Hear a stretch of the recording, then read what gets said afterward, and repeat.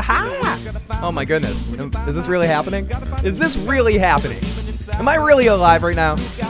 I'm not alive. Am I alive? I'm live and alive. Combination. Okay, let me turn down this music. Welcome back, everybody. Welcome back to Phil's Recap and Review. I'm Phil, the Issues Guy. I'm here right now, actually live, at about 2:12 p.m. on 7/18/2019. So I am here today, not for any particular reason. I just basically to say that I'm off my break. I can't believe it. Like, I'm sitting down here at my table for the very first time. Let me put on this camera back on my stupid ass. Whoa, there I am. Oh, whoa, holy crap. Is this really happening? Oh, we got Pink Lash, Girl Nettles, Lady of the North. Also have a few more people popping in and out, slapping me in my bottom, tickling me in inappropriate places to tell me it's finally time to get back. That's true.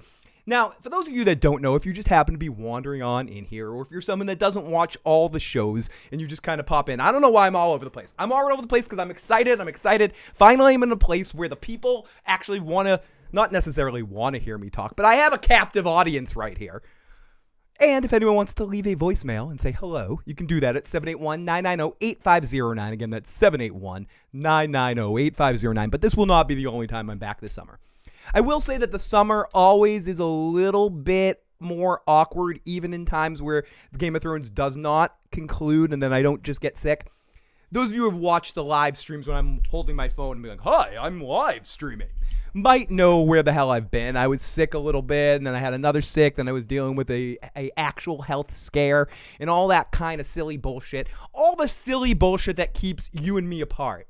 Because really what it comes down to it is no one else matters. I have a relationship with you. Whether there's 2 of you out there, 5 of you, 10,000, 3 million, or less, negative 3 million. Whatever it is, and I'm talking to myself. I'm literally like looking at myself to talk to myself. If there wasn't you wonderful motherfuckers in the live motherfucking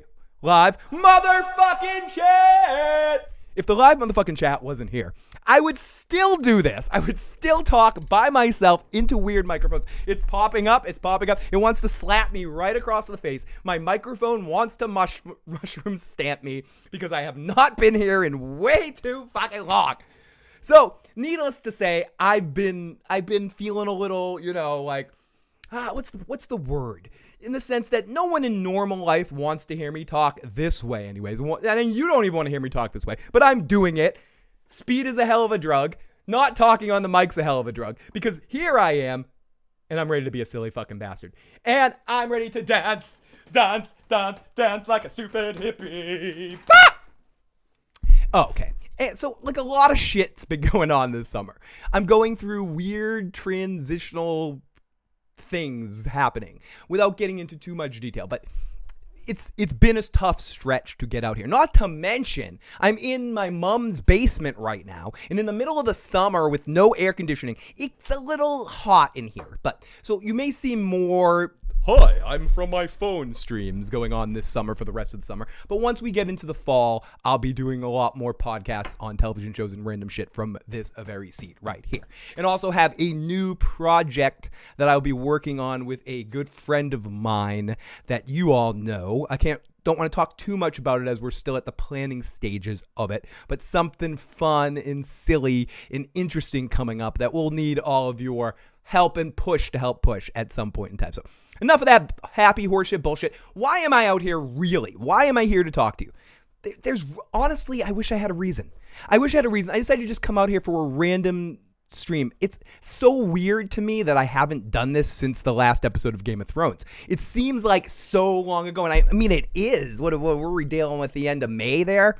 And now it's the end of July, or the end of June. What was it? It started in April, ended in May. So yeah, there was like a whole calendar month there of the month of June where I was just gone.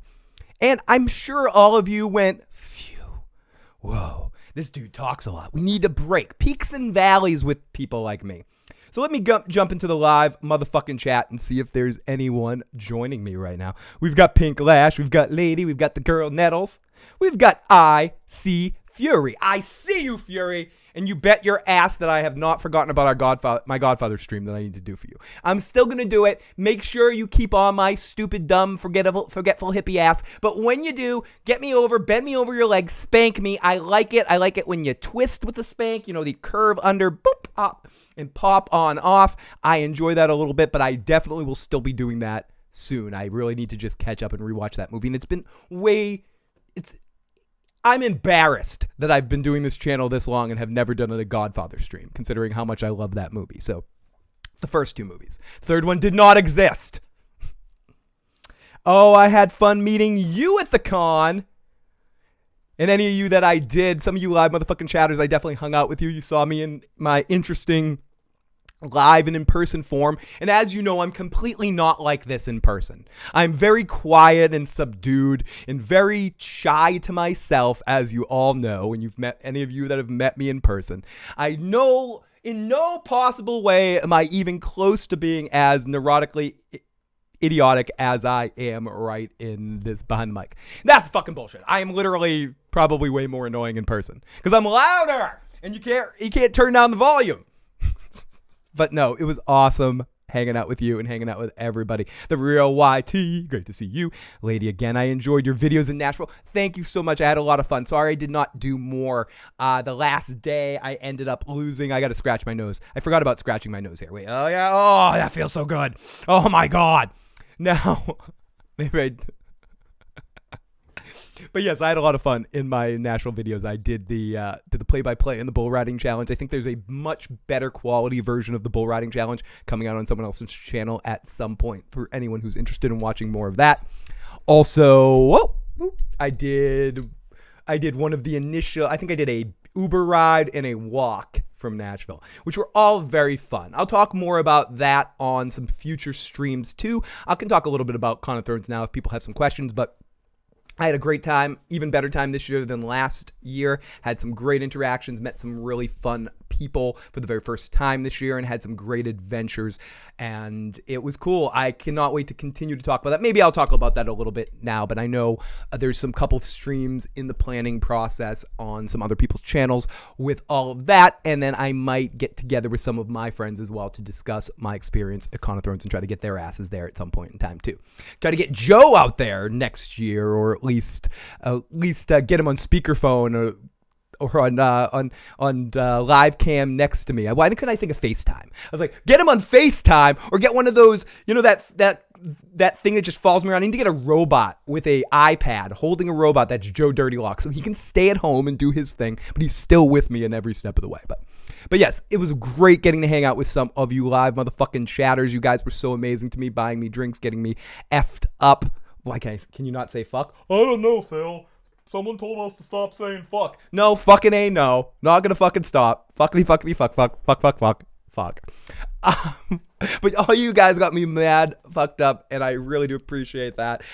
Everywhere I turn, there was another awesome person buying me another drink or handing me something to ingest, and I do appreciate that to a certain crazy, amazing extent that I cannot verbalize. You guys were all incredible. And those of you that have follow me on Twitter. And if you haven't already, I got issues, man, at gmail.com. Oh, no, that's my email. But yeah, that first part, I got issues. I'm bad at promoting myself. But if you haven't already, some of you might know, and some of you, I don't know how far this has been spread through some of those posts, but I did in fact lose my wallet, or my wallet was separated from me. There's a debate. There's a masturbate between me and one of the bouncers at the club that I lost it at. He tended to think that maybe someone took it out of my pocket, but I really do believe just my drunkenness in all over the place, babble fest, jumpy, uppy and downy, made my wallet magically disappear. It was like magically delicious, gone, one of those kind of things. And so I ended up in a really weird way the last couple of days there. So I do appreciate everyone from just a positivity standpoint that helped keep my time really fun when I was a little bit of a bitchy, like angry Gus about losing my wallet. I was so grumpy. You saw me as grumpy as I get, basically, unless I love you. Like if I love you, then I'm even more grumpy. But in this case, it was as drunk as I get as angry and as I get with strangers, and that became not my strangers. No, I'm kidding. It was tough. It was awful. But everyone was so nice about it. And I mentioned this before. I'm not going to name names, but a lot of the usual suspects of the people that you would expect. I'm not naming names just so I don't leave anyone out and you're like, oh, that person didn't help. All I'm saying is that there were some really awesome people, some of the other YouTube Game of Thrones creators, some people that were just people that were there that all kind of behind my back collected the money that I had lost in my wallet and made sure the last evening I was there that I got my money back at least. Still needed to go to the airport and get through without an ID. That's a story I'll tell in a few minutes, but which was a different kind of adventure altogether. But I do have to say, I cannot say enough huge fucking thank yous to all those people that got together. Again, I'm not naming any names, but really when it comes down to it, it was pretty much everybody. I honestly don't know, but I have to say, really what I have to say is, no, it meant so much to me. Like I heard that music in my head when it was happening. I'm like, oh my God, are you guys really doing this? I don't need it. I fucked up. It's my fault. I lost it. You guys are fucking awesome. But they did it anyway. They collected it all. They made sure I was drunk enough that I didn't have the power to fight them off, and they stuck it in my pocket. I took it out of my pocket, did the want to give it back thing, and I was not allowed to. When I can talk a little bit more about the people that helped me out as time goes on, but I think it's more important because I don't want to say, oh well, yeah, that person didn't, but two of the people that I have to give the most love to, and this isn't a discredit to anybody else. The two people I know that kind of like pushed the issue, or that at least in my face, or four people. Some guy named Eddie that fuck you, Eddie. I'm complimenting you. You're a fucking mensch, buddy. Sit on my lap. I love you, buddy. We got to say great to Mr. Tarzan too, who pushed the issue as well and told me I'm gonna deal with generosity no matter what. So I appreciate Tarzan slapping me across the face to be like, you're gonna get some generosity. But the two people I have to give the most love to in this situation are Tony motherfucking Teflon and Gray Area. And that's not to say everyone else. I'm not mentioning somebody, they didn't help me out, but those were the two that were like, listen, asshole. They basically. Tony held me down, punched me in the gut a couple of times, knocked me out, and Gray Area stuck the money somewhere in my pocket and wouldn't let me take it out of my body. You know, I took it out, tried to give it back to her. She's like, no, motherfucker, you're taking this. Take the fucking juice, asshole. So I have to say, lots of love to everybody, especially that everyone that I got to meet and hang out with that night. And I honestly have no clue who donated to that stuff. I just know that those four people specifically were more direct to me about, no, you're taking money and you're gonna fucking deal with it, and we're helping the collection. So huge love to all four of those folks, and special love to Gray Area and Tony, who really I think spearheaded the situation to make sure I got back my shit from being in dumb hippie that lost my money. And really, you know, shit like that happens. And that's what the vibe I was trying to have while I was there. You know, shit happens. You know, we all deal with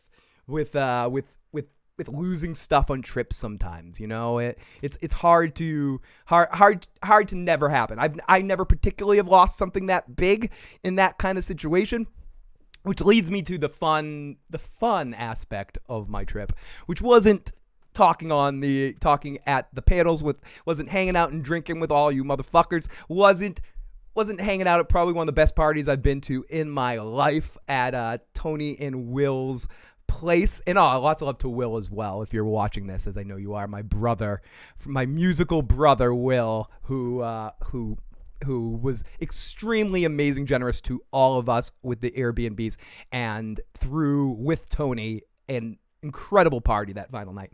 The best part of the trip for me was getting some action at the airport when I had to try to get on the airplane without my ID. You know, I got penetrated in several parts of my body, and we're going to tell that story. But let me catch up in the live chat for a second here, because I'm just completely ditching the live motherfucking chat here. And we got people.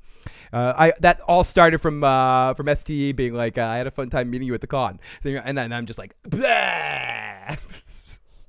God, I miss doing this show. Oh my God, did I ever find my wallet? Bernie, no, I did not find the wallet, but fortunately at this point, my card's been canceled, replaced, ordered my new license, ordered my new health insurance cards, bought a new wallet, and all of the people there covered my financial losses. So really, it's, unless there's some identity theft that comes from this later on, really it was sort of never happened. You know, because of all my convention friends and all the people that stepped up in a way that they did not need to step up, I basically ended up in a decent position where it's like, if I'm crying and bitching about it now, I'm making it up, you know, because it happened. Now it's a fun story, right? Now, it's weird when things like that happen. Once you mitigate your losses, or if enough time goes away from an event like that, that's not a real tragedy. It's not like some of the shit that I could get into my shit. You know, like, you don't want to hear the litany of the crap that I've went through in my life. Maybe you do, but that's for a different stream way later in my life here, right? But when I've gone through that kind of stuff, you lose a wallet. I mean, you lose that kind of stuff. It's a thing. You know, it happens, and eventually the losses mitigate, whether it be from a personal standpoint or from another kind of standpoint of just time passing on, you know, like, and even that happens with real tragedies too. When enough time passes on, day after day, love turns gray like the skin of a dying man, and night after night you pretend you're all right, but I've grown older, you have grown colder, nothing is very much fun anymore. But when all I'm saying is, when time spreads and it thins out, it's like you're spreading butter on a fucking piece of bread or something, and eventually the shitty shit just melts into the bread and becomes part of the magic that is life. So it just becomes part of it. And yes, it's a great situation that a lot of people just were really amazing to me during. So I'm going to look back on it as a positive, not really a negative for losing the wallet. You know, so many people, I remember at one point, like, crying on Quinn's shoulder. I'm like, Quinn, I am so sorry. Or someone else came up to me and just gives me a big hug. You know, like, everyone was just very, very nice about what happened. You know, in the best possible way, when I felt very stupid. Very stupid. It was a fun night, though. The night I lost the wallet, I can't complain about that. You know, I was on stage. It was the night of the bull riding challenge. For anyone that saw the streaming, it was pretty much right after I shut off the stream. I'd gone up on stage and sung a karaoke song. I did Elvis down in Tennessee, which was really a fun thing to do, and had the crowd going crazy. I pulled my wallet out of my pocket and was going to buy Tony a beer. Tony turned to me and goes, "Put your money in your pocket, asshole. You're just saying Elvis in front of a fucking Tennessee crowd. I'm buying you a drink." So I put my money back in my pocket, put my wallet back in my pocket. Then some bunch of bro dudes called me up on stage during the next song. The bro dude's like, "Dude, come up here, sing the song with us." And I'm like, "I'll sing a song with you, bro dudes." And I went up there, started singing with the bro dudes.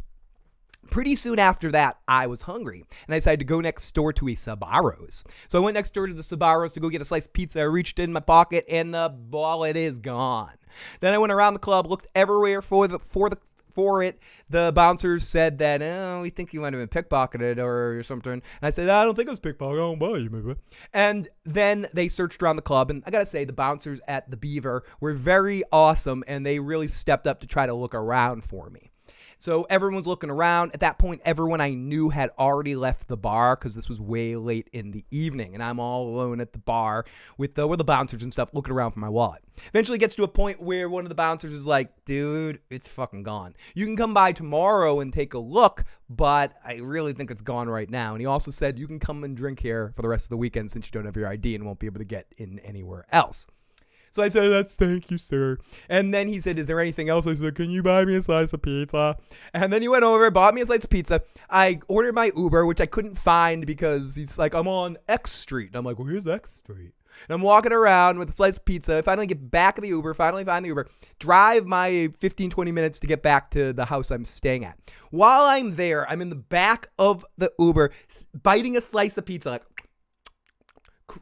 not crying, tears streaming down my face. I'm like, "I lost my wallet."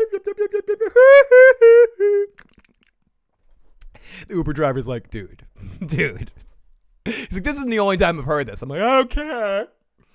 Then I get home and people are like partying, hanging out. And I'm like, "I'm going upstairs." And then I sat and threw myself a little pity party.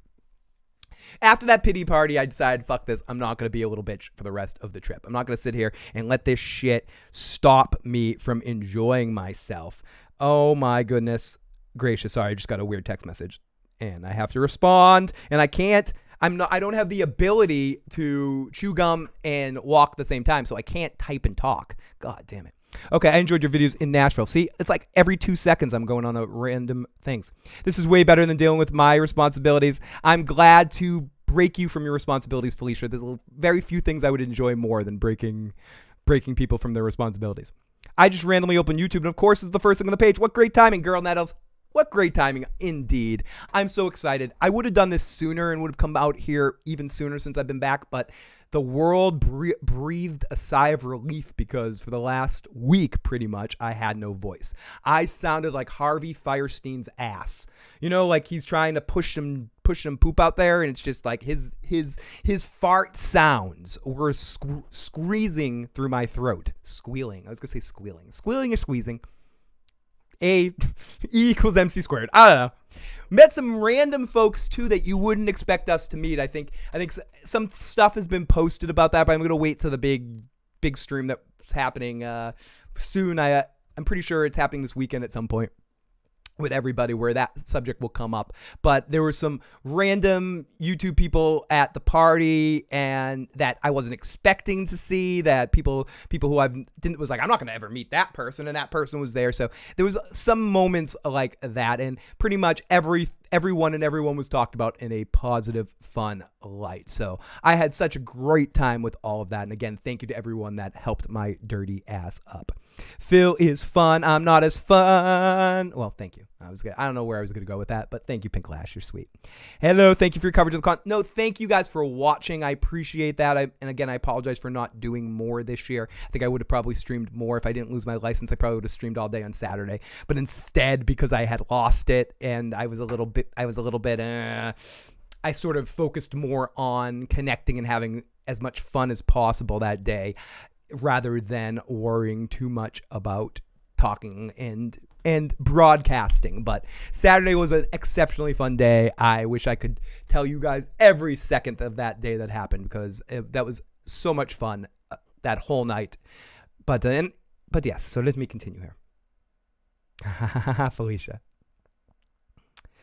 My girl Christina Applegate got an Emmy nom. She did for Death to Me. Thank you so much for that information. I can't wait to do an Emmy stream. I've said this before. I'll say this again. Couple of these shows I haven't had a chance to talk about. Cobra Kai, Death to Me. Christina Applegate, I think, even if you didn't love that show, I have to say the show with her and Linda Cardellini, whatever her name is, I'm pronouncing it incorrectly, on Netflix, Dead to Me, I believe it's called. Even if you don't like the show, I have to say that Christina Applegate, I think, gave one of the best performances of the year, and she deserves that Emmy nom, because I think she showed the myriad of emotions that a human could show, and within her talent set as an actress. She showed that comedy pedigree she has from Married with Children, and she also showed that extra depth she has as a performer, I think, or maybe even that not a lot of people knew she had. And I think you see so much of that, and also rage and a lot of emotions. I think she's exceptional in that series, and I'm glad she got the attention she deserves for that, because I think she definitely deserves it. Dragon riding was fun, but I did hurt myself. It took a lot of people. It took a lot of injuries off some people. It took some years off some people's lives, is what I'm trying to say. Timo, I think, broke her knee. I scratched the shit out of myself. Someone else hurt their hand, hurt their arm. There were a lot of injuries. This one girl got slammed off of it on her face, and I think she bit her lip. Like there was some shit going on, and not to mention I started yelling and screaming and doing play-by-play commentary. What I wish I had was a list of everyone's name before they were in it in front of me, because I didn't know everyone's name. So when I'm doing the live commentary, if you're watching that video and I call you, hey, you person that I met 5 times, I didn't know your name, I apologize, because I'm so horrible with names. So I start calling you, then this guy is on the back of the bull and he gets thrown down like a madman on crack and he gets kicked in the balls, and that was quicker than my first time I had sex, like stupid shit like that.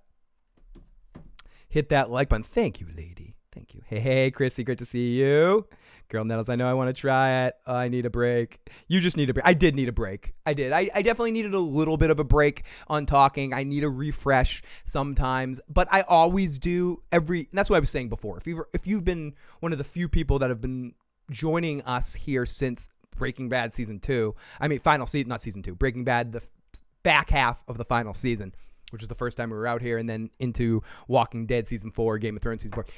I always generally take a break in the summer months. There's always a little bit less of me, sometimes to varying degrees. But so I always kind of need that refresh. I need to get freshy. Yo, Worf's in my basement. Yep. Today is a good day to die. Worf is right behind me with that Klingon shit. Dance the Irish dance. Girl knows. Walking David. It's great to see the walking mother flipping David. Well, I scrolled past him. Where's the walking David? Where's the hello, wonderful people in the motherfucking chat. Hey, buddy, send me some good vibes. Oh, my God. Walking David and his girlfriend broke up the other day. Dude, I'm so sorry that you have to deal with that. David is an awesome individual, and I was just gonna totally devalue your situation and be like, girls, please send your applications to The Walking David, care of Studio City, Hollywood, P.O. Box with 230. No, but no, David. Honestly, I don't want to go down this road here too far, but relationships are tough. Even the best of relationships, whether they've been 10 years, 15 years, 20 years, relationships are difficult fucking things, and I'm sorry that it went in that direction, and I hope you're doing all right, buddy. If you ever need to talk more serious than me doing a silly stream and making even subtle light of it, it's not light. And what you're going through in the eye of the storm right now is some of the shittiest place you can be in. So I guess, and it's like I'm gonna tell you, everyone goes through the same thing. All that shit doesn't fucking matter to the way you're feeling right now. So. Shit sucks. Hopefully it will just lead you into better things, and you can look back on the time that you spent with her and enjoy that in a memory time capsule kind of situation. And I'm sorry, dude. I know. Okay, I'm going to start having a personal conversation with David and start telling you guys about my horrible breakups in my life and all that fucking shit. All I can say is relationships are a racket for both ends. It's so fucking difficult. It's so difficult to balance that and keep things working and keep people on a even keel connection, because so much of life is difficult and you face your own waves of shit, and when you're in a relationship you have to surf those waves together, and at any point in time someone can go, I'm wiping out, and jump the fuck off there, and it sucks, man. Lots of love, David. If you need to actually talk, just let me know, buddy. Okay, so welcome back. I see Fury. Welcome back, all of you guys. Walking David, send you some love. I miss Joe too. You know, Joe needs to get up here in this podcast. So hopefully Joe and I will be doing some stuff real soon, but you'll definitely be seeing me soon, and we're gonna get I'm gonna claw David in, and we're gonna get David full David rage mode coming up soon, and get him on a podcast too. KC Atheist, love you, buddy. Hello to the wonderful people in the live chat. Merle Davis, I'm working on a project with you. I'm working on a project in Merle's pants. Great bull ride. Walking David, that sucks, dude. It does suck, man. David, there's I can't wrap any positivity around your dick right now. It's impossible. You know what I mean? I just can't do it. I can try. I can say every cliche in the world, and they're right too. All those cliches are true. Better to love and lost than to love and love again. Who the fuck told you that? What kind of asshole made that shit up? That person must never actually felt the pain that goes with it. But all that sort of shit, dude. You know, all I can say is lean on drama right now, because when you deal with an animal, it's like you don't deal with any of the baggage nonsense. You deal with humans to have to get the love back. You know, a dog, an animal, a cat. Oh, not a cat. A cat's even worse than a human. But you have a dog, so don't try to get love from a cat and get scratched in the fucking head. That's what happens to me. I'm a kitty cat. Love me. You know, like that's the story of my fucking life. But David, I love you, buddy. And yes, again, lots of love to you, buddy. Breakups are great. Go on vacation, The Walking David. There's literally billions of other people to taste. Girl Nettles, that is maybe the greatest thing I've ever heard someone say to someone in my life. And I think I'm going to repeat that in a deep tone, in a deep voice with an effect on it, because of breakups are great, David. Go on vacation. I just want to read this last part because it's fucking awesome. Wait, I need to play music to this too. There needs to be music played to this part. There needs to, because Girl Nettles makes a lot of sense here. Music! That's right, David. There's literally a billion of other sexy people to taste. There's one up in Boston right now.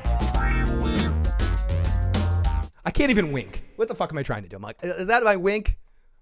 I'm like trying to, it's like the guys on Arrested Development trying to do the chicken dance. What the fuck's wrong with me here? But thank you, everyone. Lots of love. Oh, we got SM Down, Jay, in the live motherfucking chat. Great to see Jay. Yeah, it was great watching someone I hate eat leather falling off a pole. And hearing me talk shit to them, like yelling, "Down goes that person on the ground." Yeah, that must have been touching you in all the inappropriately lovely ways, Felicia. Oh, thank you so much, Alan. And I appreciate you guys watching and enjoying that. I'm sorry. Like I said, I'm sorry I didn't do more. I hope you guys did enjoy the little streams that I did just to try to collect some of the energy that was going on there, and this isn't anything against the Dallas event in 2018. That was a lot of fun too, but in almost a different way. This was extremely fun. At least the circle, my path, this trip and the places I went and the people I interacted with, it was a lot of adventures and a lot of times that mean a shit ton to me, and I'm still holding on to a certain extent. Those of you who I'm talking to without talking to know what I'm saying. Like I had a big connection, big heart connection, big fun connection with a lot of people out there, and hope to continue those adventures at later dates. And I hate unfinished business. You know what I mean? Like I want to continue that business, so to speak. So thank you again to everybody. And I'm sure I'll be talking about this a lot more for the rest of this stream and for time to come on other streams and anytime the subject matter comes up. So thank you. I will definitely be going again next year. So let's continue. We love you. Renwood. How the fuck are you? Ren, I love you. I was thinking about you a lot over the last couple of months because I was dealing with, our stuff, and I was dealing with something was found, but I ended up getting the getting the B word instead of the M word. So I was very excited to get that M word, and I was just hoping and sending all the vibes to you as well, and make sure you are always all right every time you go through the same stuff I do. So as always, Miss Renwood, I cannot give you enough positive energy and good vibes out there, and thank you for that. Thank you for that, Miss Ren. Hello, Phil. You brightened up Nashville. I'm a dark cloud that rained all over Nashville. I'm like a shit cloud. Ask the people that know me best. I'm like, I think we see a shit cloud flowing. I'm much better now, Jay. I needed a little bit of a break. The hurricane didn't really affect us, no. We had one day of maybe a little bit of rain, a little bit of spit coming up, but not really, Felicia. It was like 90, 100 degrees every day there, and I was sweating out of every orifice of my body. I was surprised people wanted to like hug me and get near me and like pose for pictures with me or be affectionate towards me in any way, shape, or form possible, because I was literally the sweatiest bastard in the world. If it wasn't for Secret, yes, that's right, Secret and Dove deodorant, I don't think I would have smelled great at all. And yes, strong enough for a man, but pH balance for a woman. It still works good. I like smelling like fresh flowers, okay, and powder. When are we going to eat some sandwiches, Phil? Let me know when you roll through North Carolina. Sooner rather than later, Mr. Bloody Talker. I need to go on more vacations soon. This being the first vacation I took by myself in probably over 10, 15 years or so. Like, not the first, except for 1 day vacation I've taken in a long time. I feel like I want to travel around a lot in the next year. I feel like I want to go to a lot of random cities and see some people, maybe some of my con friends, some of my old friends that I just haven't seen because they live in random parts or haven't seen their houses since they've moved, or only see them when they come back and visit the Boston area. So I absolutely want to do a lot more traveling, and North Carolina, I believe, is a place I haven't been to yet. So I'm thinking if that's a lie or not. I think I've driven through it. I don't think I've actually hung out there and stopped there. So maybe at some point, sooner rather than later, I will be out there to match or to smoke a blunt, to eat a sandwich with you, my friend. Oh, God, I love all these faces. Hello, thank you for streaming. No, thank you, Chrissy. As I said, will there be another Con of Thrones with Game of Thrones over? Yes. Con of Thrones will officially happen in 2020. They have said that. And also the actor that played Jaime Lannister tweeted at Gwendolyn Christie yesterday to tell her to get her ass to Con of Thrones next year. So I think Jaime or Nikolai Costa-Waldau. Did I do it right? I think he, who I didn't bump into. I didn't bump into any of the celebrity people there. But he had a good enough time there that maybe he's going to try to pull some of the other actors there for a bigger, for even more of the bigger actors next year. Who knows? But yes, either way, there will definitely be a Con of Thrones 2020. So be prepared for that. I think also because of the prequel series coming out in 2020 as well. But there was some rumblings what was going on if there would be another one. But almost immediately after it ended, there was a post to say that on the app to say that it will be back in 2020. No announcement on where yet, or obviously who the guests are, or anything like that. But I think it was a big enough success that they can warrant doing it next year. So if you wanted to go this year and you couldn't get it together, start saving your pennies for 2020. I'm going to be doing the same thing. So let's see. In my opinion, 2019 was better than 2018. Both were fucking awesome, though. Both were fucking awesome. My experience there was better this year. I had more fun. I felt like I connected more with some of the people I wanted to connect with in a less of a like quick, hey, how's it going kind of way. I feel like I really had some real time with some people and connected on more of a friendship level. And that's not to say I didn't in 2018 either. It's just to say it's almost like reaffirming those relationships to a certain extent. And I met a couple of other people that I've never met before and had really excellent connections with them and felt really awesome about it. And yes, even just the way that party, maybe it was all about that party on Saturday, because I think the whole trip was amazing, but that party on Saturday was exceptionally awesome from beginning to the very end of it. So yeah, there's a lot of reasons. The panels were equal. I would say 1A, 1B. I had just as much fun in the panels, doing the panels year one as I did year two.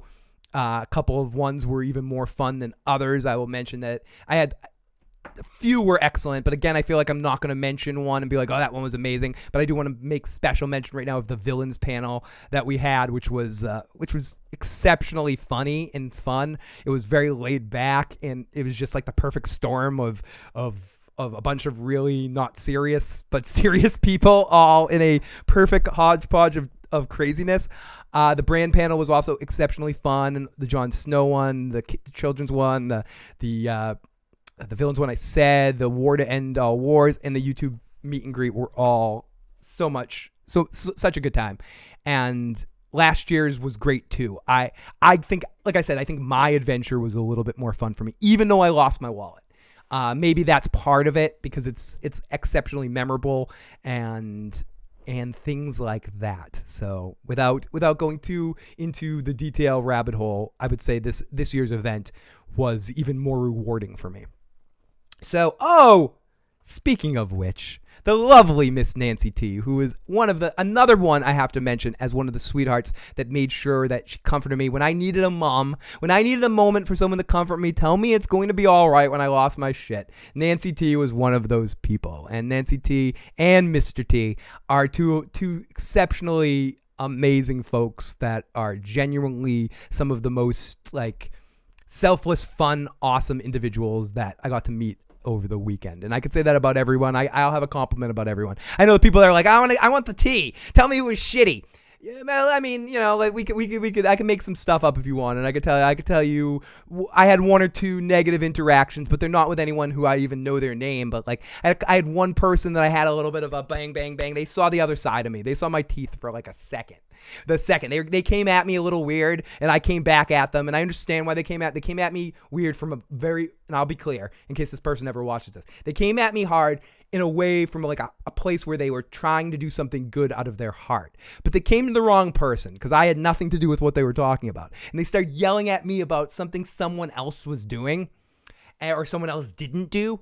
And I just was like, why the fuck are you yelling at me? And I got a little like, you know, get the fuck away from me. And I thought, and then I got a little snuffed up in my uppagus for a little while after that. I was like, I lost my fucking wallet. I've been going around fucking town looking for that shit. I don't know what the fuck you're talking about. You know, something to that effect. So, Trial by Trivia, the wonderful Tarzan. I mentioned Tarzan earlier today too. Tarzan, what I love about Tarzan more than anything is when I lost my money and all that sort of shit, or when anyone ever needed to do anything for me, Tarzan knows me well enough to know I hate that shit, right? So Tarzan's like, listen, motherfucker.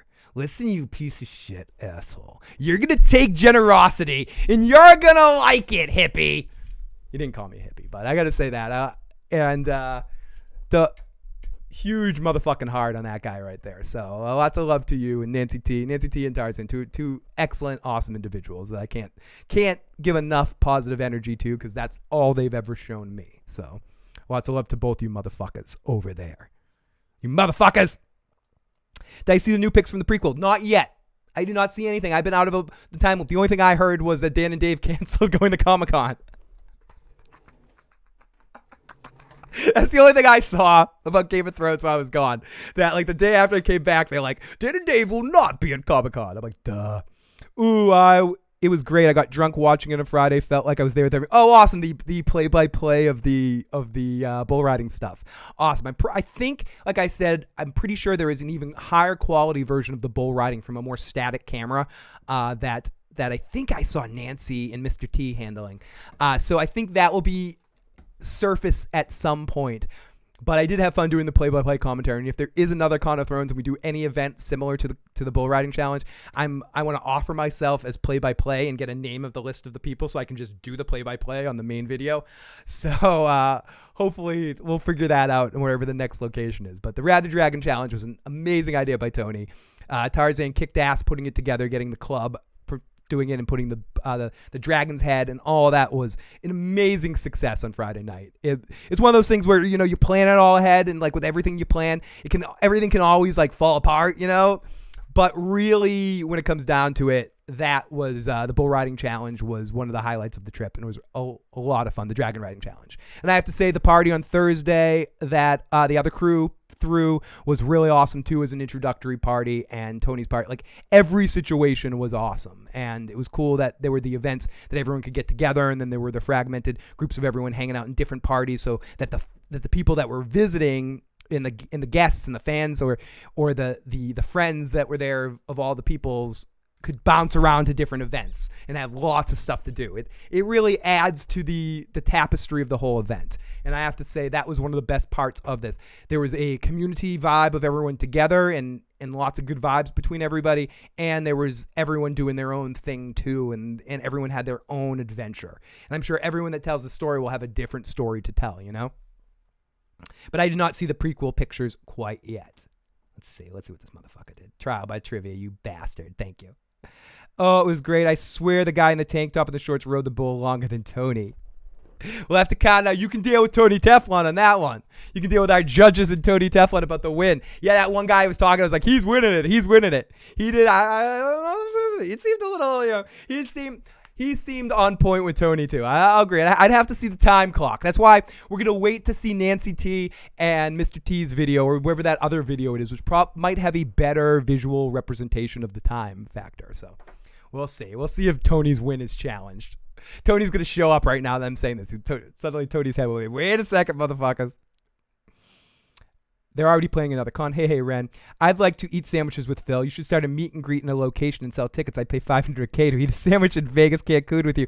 That is actually a really good idea, but I'd have to do it something like that, like do a FOP event. I mean, I'd love to know that I could get enough folks for that, but it would be amazing to do some sort of event like that where we could just have a big hippie festival fun time hangout where it was all us hanging out, but like do it somewhere in Vegas or Cancun, somewhere that has casinos, somewhere that has good vibes, because especially with Joe and I being the kind of people we are, we definitely would want to have it at a casino. That's sort of one of our home bases type places, and also have somewhere that plays we could get live music and watch live music, and I could play live music.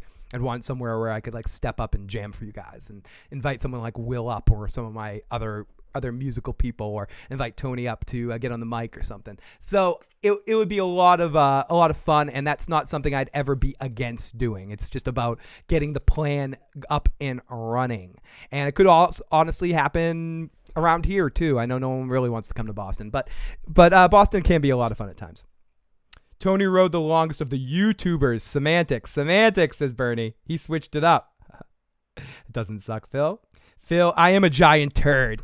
Speaking of giant turds, Bubba motherfucking Husky. I gotta say, Bubba Husky is just as wonderfully funny in person as he is in the live motherfucking chat. Cannot say enough amazing things about Bubba Husky. Every time I bumped into that motherfucker, it was an adventure of smiling and laughing and good energy. He had another exceptionally funny comment to throw out at you, and on point with all of his stuff. I just have to say straight up, like, Bubba Husky, I cannot give you enough love.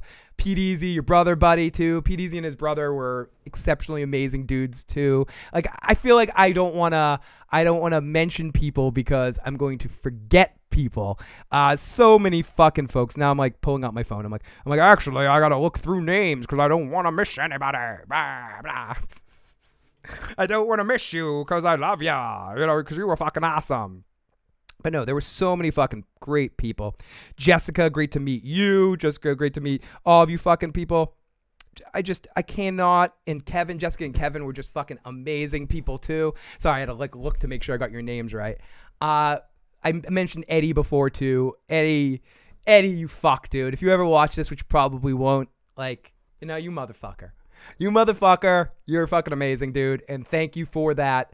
Thank you for clearly seeing things when I don't see them. And he's like, what the fuck are you talking about, you piece of shit? But no, I got to give Eddie a lot of love too, because Eddie stepped the fuck up behind closed doors. Hey Eddie, what you and I do behind closed doors, we're not going to tell anybody. But oh my God. But Bubba Husky, they did. Bernie, I mentioned that at the beginning of the live stream. A lot of people collected together, but I have to give special love to Gray Area and Tony. I didn't want to put them on blast right there of being awesome, but I mentioned it earlier too.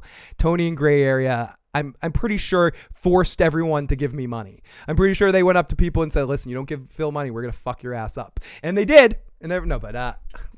Gray is. I cannot tell you guys how awesomely sweet Gray Area is in person. She's a great fucking person. And her sister was with her too, who was also extremely awesome. I got to hang out a bit with her as well the night of the party and annoy her, babbling in her ear. She's like, "Who is this guy? It's Phil the Issues Guy. Get him away from me." But no, she was cool shit too. And again, I feel like if I miss one person, it's because you were a horrible person. Horrible. And I didn't want to mention you to begin with. No, it just means because I'm a fucking forgetful hippie. I'm a super forgetful hippie. I met so many folks that I'll never remember your fucking name. Yeah, replacing all that shit's it's annoying as fuck. It is. And that's why it's so awesome that they did that to help me mitigate my losses, and help make it not as bad. It did suck. The worst part about it all was getting through the airport without my identification. I guess I can tell that story and start to wrap things up here on that that'll be my final story of this live stream. But yes, that was the worst part. And then after a while, I started thinking that losing the money was the worst part. And then, as I mentioned, before the end of the evening on Saturday, I just got money shoved down my pants by Gray Area.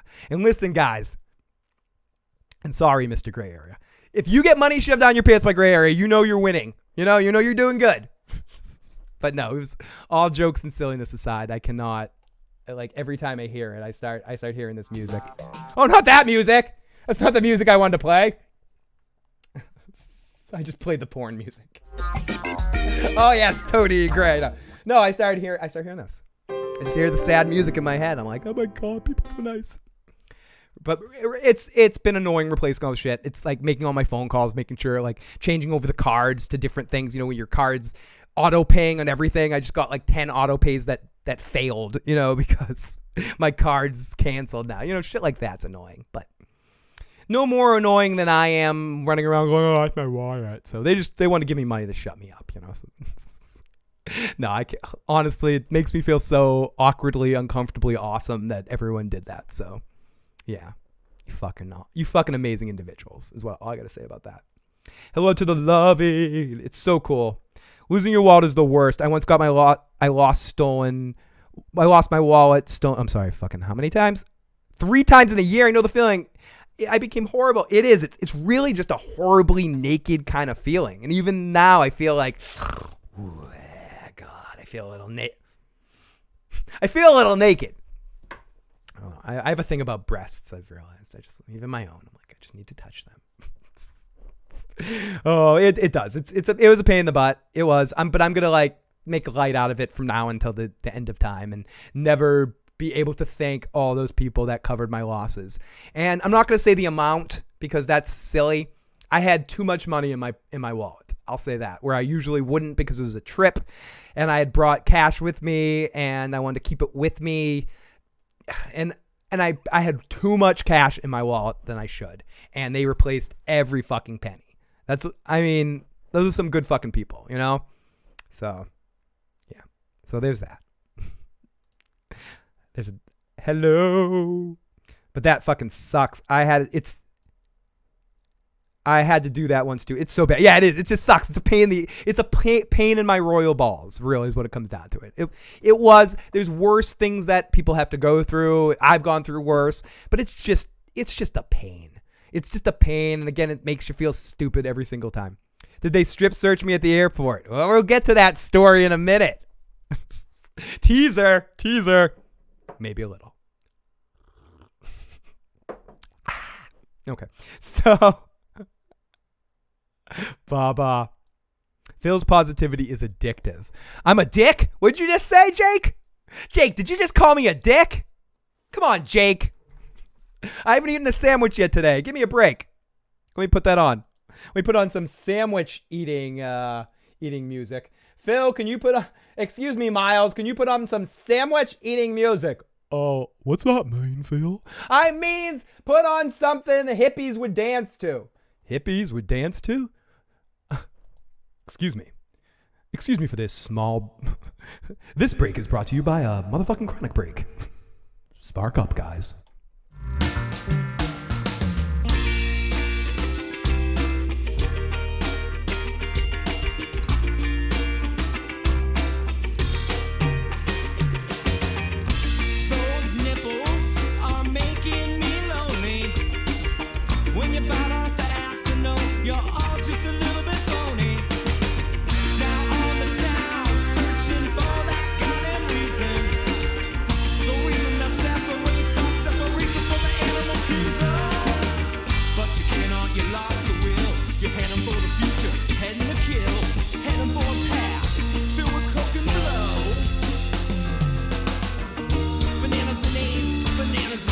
Okay, so let me keep this on now that I've lit my hippie activities, and I will...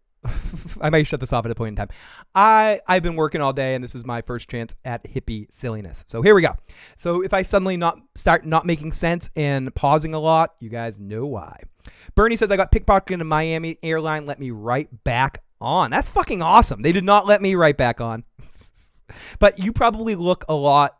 Like, you're probably not as weird. Like, I walked through there and they people want to search me as is because I look very hippie like. They're thinking I smell like weed. I walked in there stanking of weed. And that's the one thing you can probably ask anyone that was out there. I definitely don't have a body odor, but I percolate the smell of weed constantly. I think even people that smoked turned to me a couple of times in public places. Smokahontas turned to me at one point in time and goes, dude, you smell like weed. She doesn't say it as a bad thing, but I'm like, I constantly stink like weed.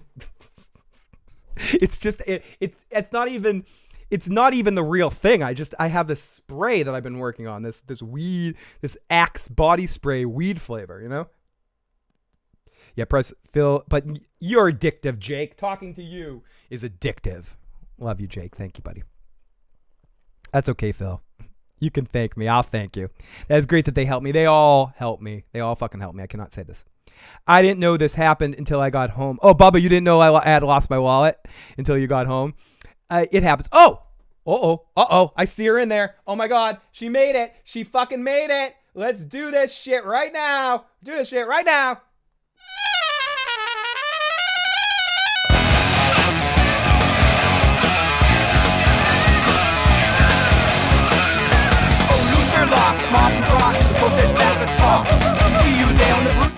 Happy birthday, Timo.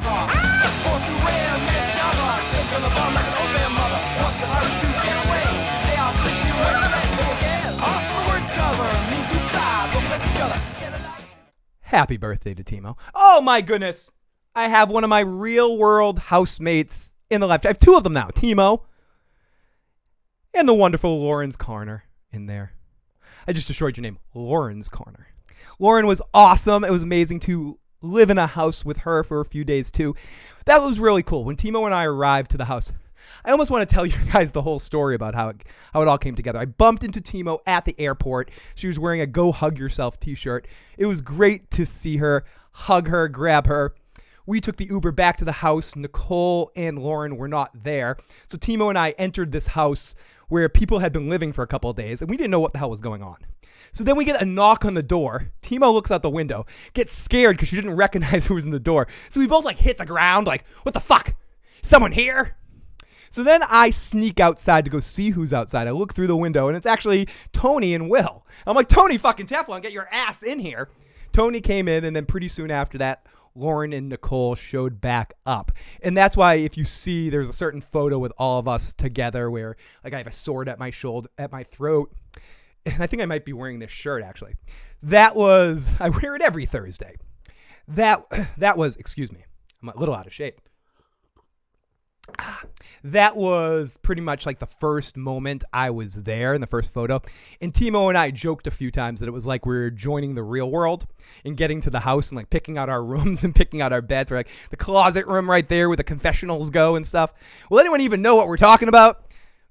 So we took that real world photo at the beginning, and that kind of started the adventure. And at that point, we hung out for a while there, and then we went out to dinner at a burger place right after that, and then up to Tony's place, and then over to that other party, to the Kyle and the Geek Chat party, which was really awesome as well.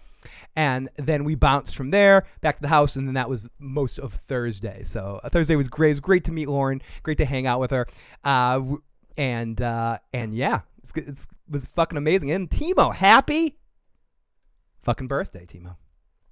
Okay, so let's continue in this motherfucking shit. I saw Lauren. Phil, great to see you. Tony is the realist, and shout out to Gray. No, not until I got home. No, Bubba, you don't need to be sorry. Fuck you. Yes, what, you steal it, motherfucker? Was it you, Bubba? Yeah, you're the one, Bubba. You're the one, You're the one, Fredo. You broke my heart. You did it, Fredo. Yo, Fredo. I was trying to kiss you, Bubba. That one's for Bubba. The Sicilian kiss of death.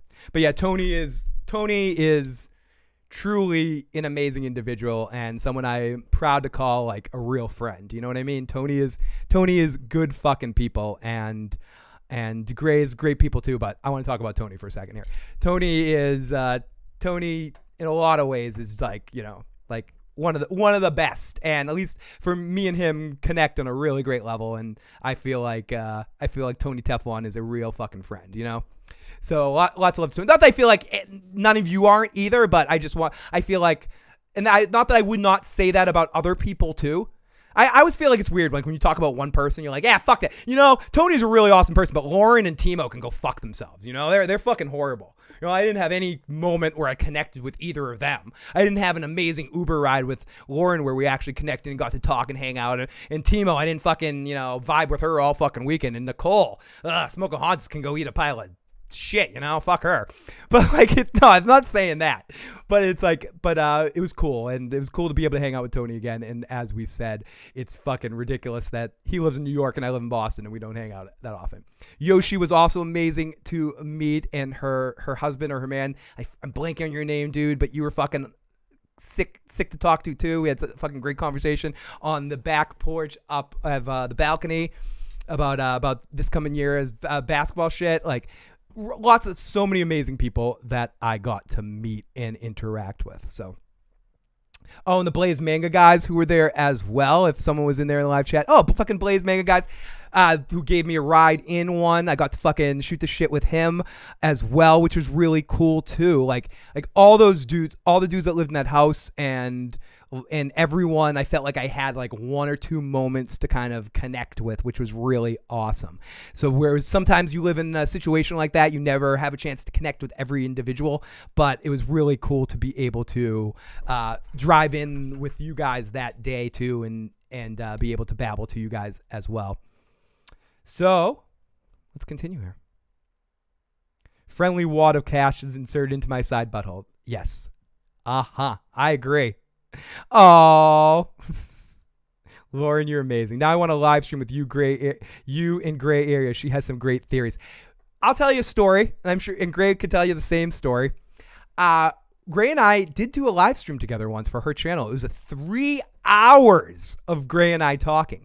She was doing some series of shows or projecting to do some series of podcasts or live videos where I don't even want to talk about what it was, but it was something that we needed to watch back the show, and we were watching an episode of the show. But what we were doing was we were recording it on a private live stream while we were watching, but the audio from the show was going on at the same time, but it was private, so we didn't think anything of it. And the stream didn't stop, but it didn't record any of it. It just kept cutting off, and it only recorded a half an hour of the whole fucking thing, or it deleted the whole thing because of copyright purposes. And it disappeared, and it went poof into the wind forever. But I'll tell you what, that was a fun 3-hour fucking conversation. She'll say the same thing. We fucking bonded and had an amazing fucking discussion about, I think it was episode 3 or 4 of Game of Thrones or something. I forgot exactly where we went, but we went to a lot of weird places. And I think both of us have been afraid to do it again because we might not be able to recreate that magic. But I will tell you this. I will be having Gray Area on the podcast at some point in time. I haven't officially asked her, but I'm saying it, and she's going to do it. So she'll be on my channel at some point in time before the end of the year. I'll say that. I just got to come up with the right thing to do with her, and the right kind of topic. Maybe we'll preview this.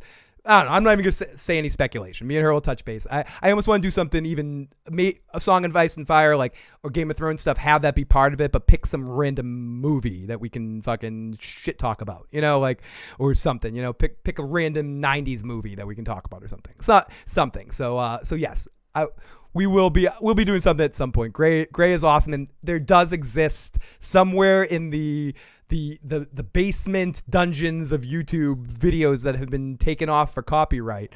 There exists a private live stream that was going to be on her channel at some point in time that happened. So yes, that actually does exist.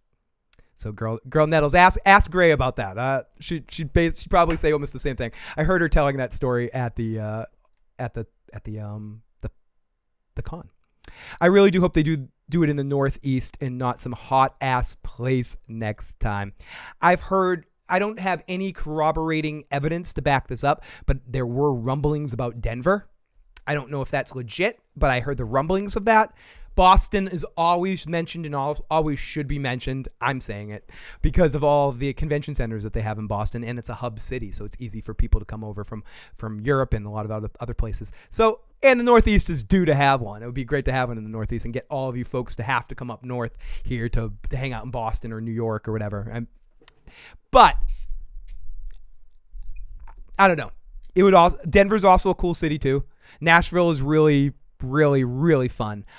So wherever it goes, I want to go. Northeast would be fun, obviously, just because of it would be easier for me and be great to host everyone in our section of the country. But yeah, or Vegas, of course. All else fails, go to Vegas. Or let's just do it in Atlantic City. It's not like anything else goes on in Atlantic City. Actually, no one wants to go to Atlantic City. Forget I even said that.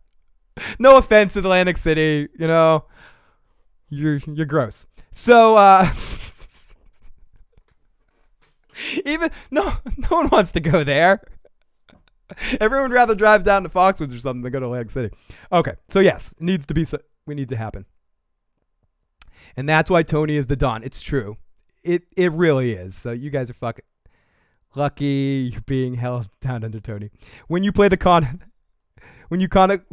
of Thrones, you pay with your love. It takes something from you, the iron price. Lauren, I forget where you posted this or you said something like this, but you're right about that. It took something from everybody. Everyone lost a little something on this trip, but it was worth it. I lost my wallet, but got back tenfold. I was like the Grinch's heart that grew 10 miles that day, and I got them when everyone gave me back that loot. Timo lost her knee. You were dealing with a complete change in climate. You're going from your normal climate to being in these enclosed places with thousands of people all around you in 90-degree heat where the air conditioning doesn't even work and water is not readily available to you. And like, reasonably speaking, completely understandably, Lauren overheated a couple times because we're in the fucking Nashville where it's fucking 900 degrees everywhere. I love it. I grew up half my life in Florida, and the other half's in Massachusetts where when it's hot, it's humid ass hot.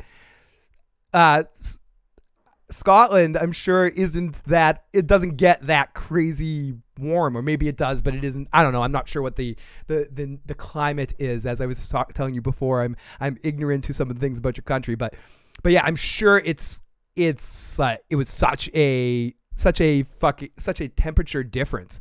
And I lost my voice singing. Timo lost her voice singing Bohemian Rhapsody. I lost my voice. Oh, awful. It was murder hot. Yeah, it was murder hot for you, because and Kevin's like, it actually felt pretty good for Nashville. It wasn't it could get worse than that, Lord. It's crazy. I mean, like, Vegas heat, Arizona heat's a little different. Like, the humid heat, if you're not used to that shit, it's like horrible. It's fucking horrible. And I get it. I know the TSA heavily searched you. Oh, they did. They did. That was fucking amazing. Hello. Oh, yes. Hope you didn't have that much cash on you when you lost it. It was probably stolen.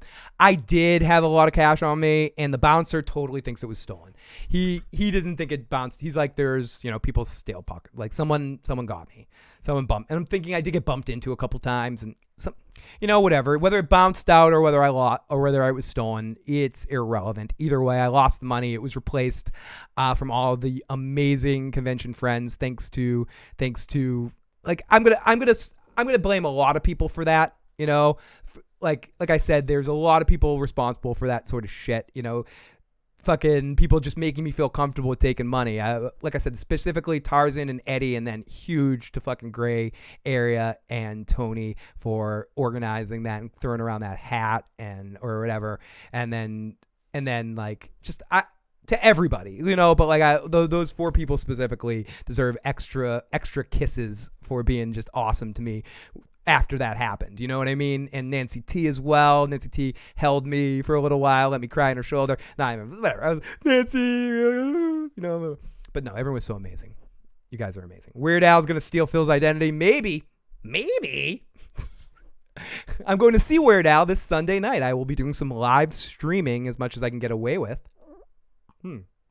Doing one of my telephone live streams from a concert. I'll be doing from the Weird Al concert. So you guys can finally be proven that I'm not actually Weird Al Yankovic. Maybe? I'm fair, you know it. Phil, you need to write a book about your life. I would love to. I actually do have an interesting tale to be told, and I've sat down and tried to think about that. My problem is I'm not a writer. I'm a talker. So I would almost need to make it a book on tape. Now, I would almost need to find someone who is an exceptional writer that wouldn't mind ghostwriting it with me and having me tell them stories about my life and have them frame it into more of a written narrative. And then after the fact, me recording that as an audiobook. So I've talked about that a lot there's so much through the foundation of I was born, my crazy childhood and a life of crime, and being a runner, a drug runner as a child, and selling and gambling and all that sort of shit that I could get into.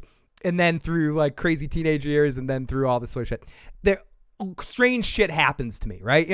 For good or for bad. And I'm not saying it as a bad thing, It keeps life interesting, allows me to come out here and literally babble. What have I been on here for, like an hour and a half? Well, yeah, over an hour just talking with no pausing. It's because I'm fucking crazy, because I've dealt with fucking crazy shit in my entire life. Being sick, being a survivor. That I know, I think I still see Ren out there deals with the same stuff. It's in your head. It gets in your head a little bit, and the whole process of that was fucking crazy too. But I definitely would love to hang out with a writer for a while that wouldn't mind doing the ghost writing of my story. So maybe one day I'll get lucky enough to meet the right writer, meet the correct writer. See, I'm doing redundancies like the right writer. Like I can't write something. It's a lot of rights. The correct writer. But Girl Nettles, one day I will do that. I thought about doing it as a series of podcasts, but it would just turn into me like talking about ass butter or something. Like I need the like the seriousness of someone that would take the project in a serious light and figure out what the correct narrative of that would be, and figure it. There's a lot of discussions that would need to be held, but I do feel like it would be goofy and fun, and it would be entertaining enough to at least 2 or 3 people. I don't know many people. But I don't know, like, if it's a bestseller, but it would definitely be interesting to a handful of folks that like tragedy. Oh my. Okay. Yes. So it will happen one day. Nettles, Miss Nettles. What am I? My stepfather who called everyone by his last name. Listen, issues guy. Listen, dude. Listen, Husky. Listen, YT. Listen, L. Listen, H. Listen, Corna. Listen, Renwood. Oh my God, iconic thought. Weird Al wishes he looked like Phil. You're funny though. Aw. Girl Nettles, you're gonna make me blush. Aw.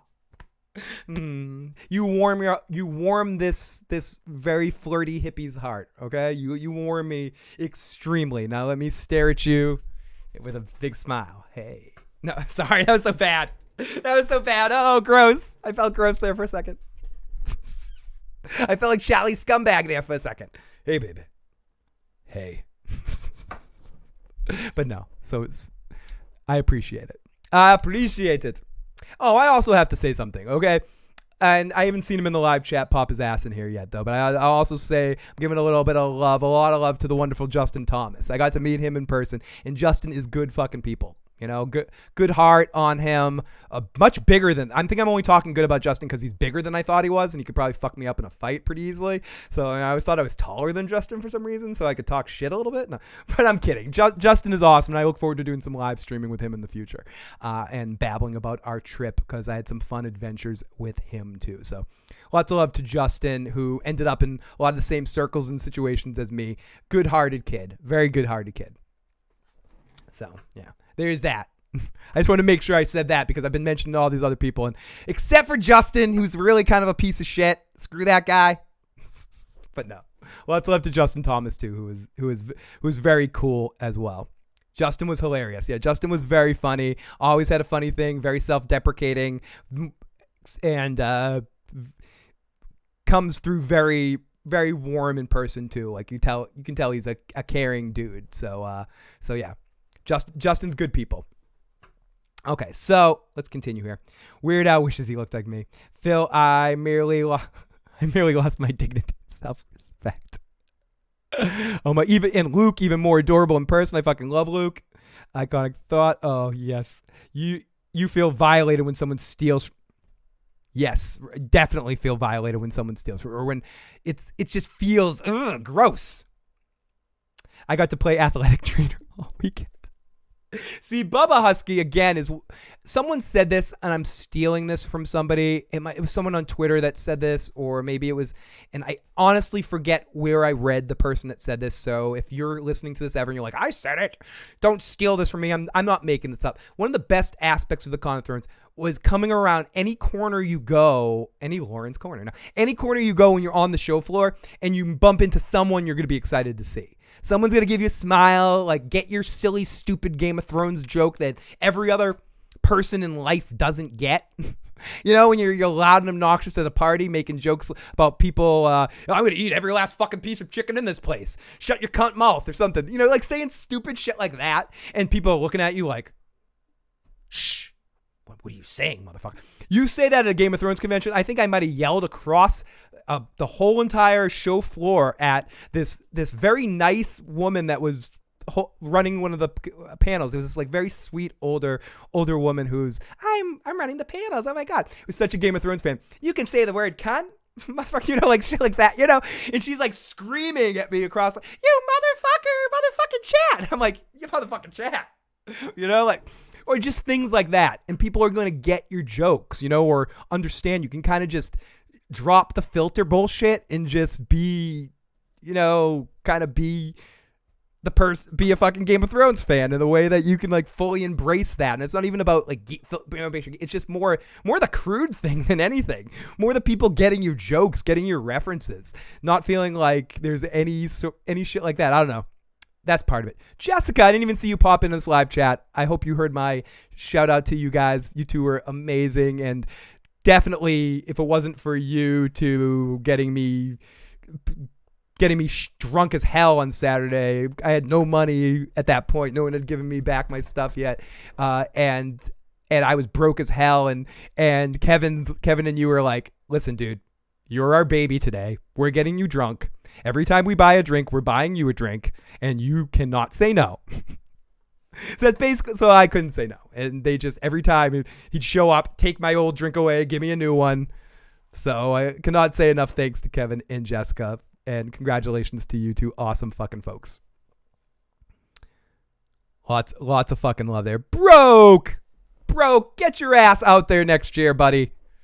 We got to see the wonderful Fandom D Saint out there. You were missed. I hope your ears were ringing a couple of times because I mentioned you and sent you some love, buddy. Okay, let me continue here. That damn bull bar took people. Yeah, Lauren, it really did. It took people out quickly. You were robbed. I think I was too. Bro dudes stole it, maybe. Bro dudes could have stolen it. They could have. I doubt it. What I think, if anything happened, it popped out of my pocket on stage while I was jumping around with the bro dudes doing the Jersey Shore hoo thing. The damn ball. It just took it. The bull ate things. Forrest, great to see Forrest. Beaver bouncers. Angry beaver bouncers. The beaver bouncers were really good. They tried their best. The bro guys set you up. The bro guys could have set me up. They did invite me on stage, in fairness. And that is weird that the bro dudes invited me on stage. Fucking always blame the bro dudes.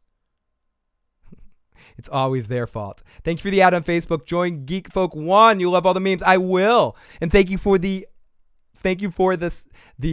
love, and thank you for bumping into you. I know you. We had a great talk out on the back porch at the end. I was glad to get to connect with you like that and be able to just actually bullshit with you and bullshit with all of you guys. I'm glad I had so many opportunities with so many different people. I feel like there's some folks I didn't get a chance to kind of remember your name enough. Saturday night during the karaoke, there was a gentleman that came up to me. If you're ever watching this, dude, I forget your name. I can blank because I was drunk as hell. But you came up and you thanked me for just being awesome at one of the panels and having positivity and stuff. And then you got to hang out with us for a little while. We got to hang out with you for a little while, and you got to share in some dirty jokes that were on there. And then once you kind of settled in to hang out, we're all like, oh, we're going off to the party. See you later, man. And we kind of like left really quick, so I never got a chance to kind of really get to meet you and hang out with you or like exchange information. You said what your name was very briefly, and I remember you in the panel asking questions. But I totally forget your name now in retrospect. But if you hear me talking about this, you'll know what I was talking about, and you were fucking awesome. And please send me a message. igotissuesman@gmail.com. Let me know your name and stuff, and hopefully you'll be checking out the show at some point. DJ Wun. Good to see you, my friend. Well, now I need to know who that person is. Yes, I do. We all need to know. Bring back the chain wallets. I think I could pull it off. Chain wallets. I used to have one of those. Hello, FOP. Santovia Major. I'm glad you got to pop in here before I ended things. Lots of love to you, and I've missed so many of you amazing faces. It's so great to have all of you guys. Gwendolyn Christie nominated herself. I hear, Phil. Sorry, I'm in shit internet spot. I was going to say that I only lost my quiet voice. There is always a thief and hackers around partygoers because everyone is distracted. So easy to get that information off of phones. Sure, Weird Al. And I love Quinn. I wanted to take him home with me. Yeah, Quinn is excellent people. Hopefully I'll get a chance to hang out with him before the next one as well. He might find his way out to the Boston area during the Halloween season he mentioned. So hopefully I'll get a chance to we'll do a random video in the middle of October with Quinn and I or something. And I'm going to also harass Quinn to get him on some Star Trek stuff when the new shows come back, when Picard comes on in the new animated series. But Quinn is excellent fucking people, and it was amazing to get to hang out with him both years in a row. So yes, Timo, Bring him over to the basement. Here in Texas, it's 92. We love you. I've been to Vegas in the summer before. You can only go down the strip by walking in on casinos. Oh, yeah, you mentioned that you were in Vegas before. Yeah, it's so true. And it's that dry heat, which is amazing, too. And it's like you get hot without even realizing it. You're like, oh, my God, I fucking 95 degrees.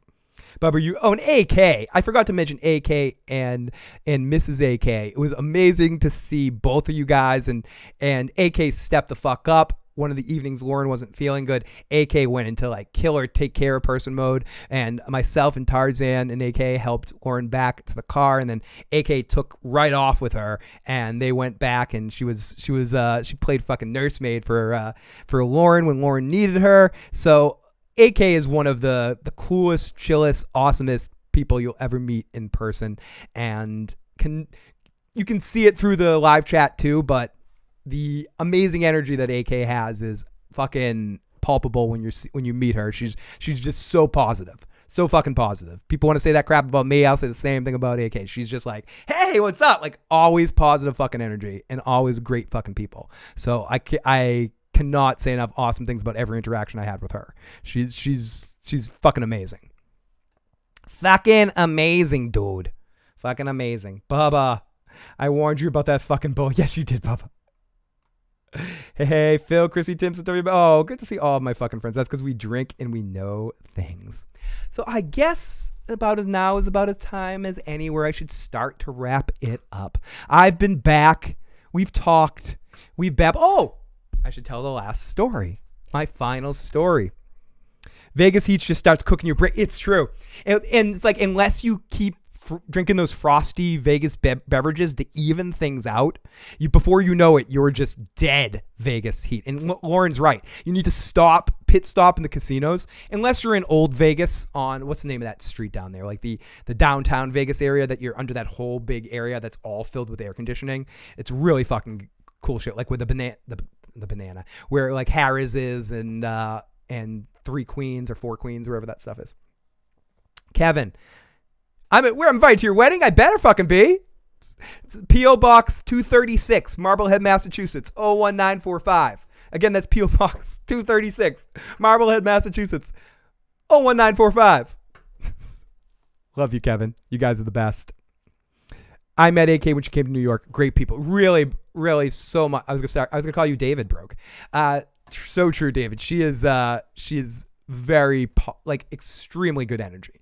Like not that like everyone's horrible energy. Again, everyone else sucks. Like Tony is the worst person in the world to meet in person. He's like horrible. Like I mean pathetically awful. Like no positive energy at all there either. Same with Kevin that just left. You know, fuck Kevin. Kevin's a horrible person too. Bubba just frowns every time you see him. Pete Easy is like, ugh, God, I can't stand that guy. His brother too. Oh God, that dude was awful. What an awful guy that was. What negative energy he puts through. What a horrible guy that dude was. Will, the guy who runs all the Airbnbs and is like an amazing musician and like a sweetheart of a human being. He just makes you feel so unwelcome in all of his places. Oh my God, fuck that dude. Fuck Will. But no, AK is incredible. My God. And Timo is the worst person in the world in person. She is like, oh my God, she's just who you would expect, you know, horrible. She ties you up, throws you in your basement, whips you, kicks you, touches you in ways you don't want to be touched. You know, like, God damn that Timo. AK was the best of all. She's my hand to the queen for a reason. She got me covered, made sure I didn't pass out. Literally, a team of YouTubers carried me out to her car. It is true. It is true. Tarzan and I think some one other person, we all huddled up to kick her out. But then AK took that extra next step, rode home with you, took you back, took Lauren back, and like Lauren just said, was there to make sure she didn't pass out, take care of her. So next time you talk to AK in a live chat, tell her that she's fucking awesome because she deserves to hear that. She is fucking amazing. Amazing fucking people. So Vegas is the shit. That's why I missed the call.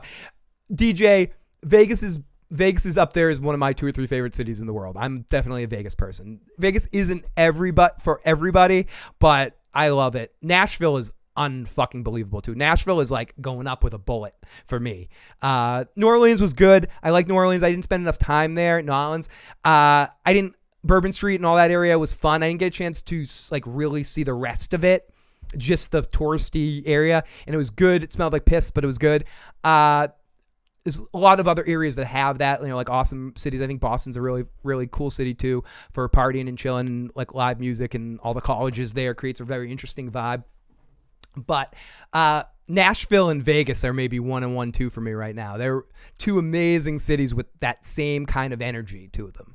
That same kind of always awake, always pumping, always something to do, and something to do in a crazy, interesting way.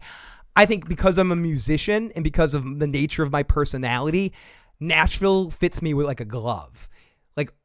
Like I walk around Nashville with my drum, banging my drum, walking around with a big smile on my face. Like I feel myself like part of the scenery. Vegas, I always feel like a guest there. That's not a bad thing, but like I'm walking around and I'm like, whoa, this place is crazy. But in Nashville, I felt like extremely welcomed by Nashville, if that makes sense, of what kind of even though they took my wallet, but I just mean like that goofy energy, like that I have kind of fits well with the Nashville vibe. I felt very at home. I felt like I could do things that normal men couldn't do. I can see things. I felt like Jack Burton after he takes the sip of the stuff in Big Trouble in Little China. I felt like I could do things normal men couldn't do, and I feel like I was just in interesting situations that also added to my comfortability. So I'm glad I'm back to Mob Forever. It's been too long since I podcast and been on these live streams and doing things. And I think half the reason why I don't live stream sometimes, not in the break of the month, is I never know. I feel like I always have to have a television show or something to talk about. But I think at this point where I've been lucky enough through television shows to gather a group of you awesome folks that don't mind hearing me babble about babbling and talking about random stuff, everyday stuff. So I want to start doing more podcasts where, like my old radio show was, where it's something more like this, where I come here to have conversational everyday activity, more general topics, and throw in some current events stuff of silly stories that happen, more silly stuff than too serious minded shit. Cause finding ways that we can laugh at the silliness of life together. I know it's the feel together, but I just mean there's so much ridiculosity. There's so many ways to make us debate, and there's so many interesting conversations to be had in a fun sort of fashion here.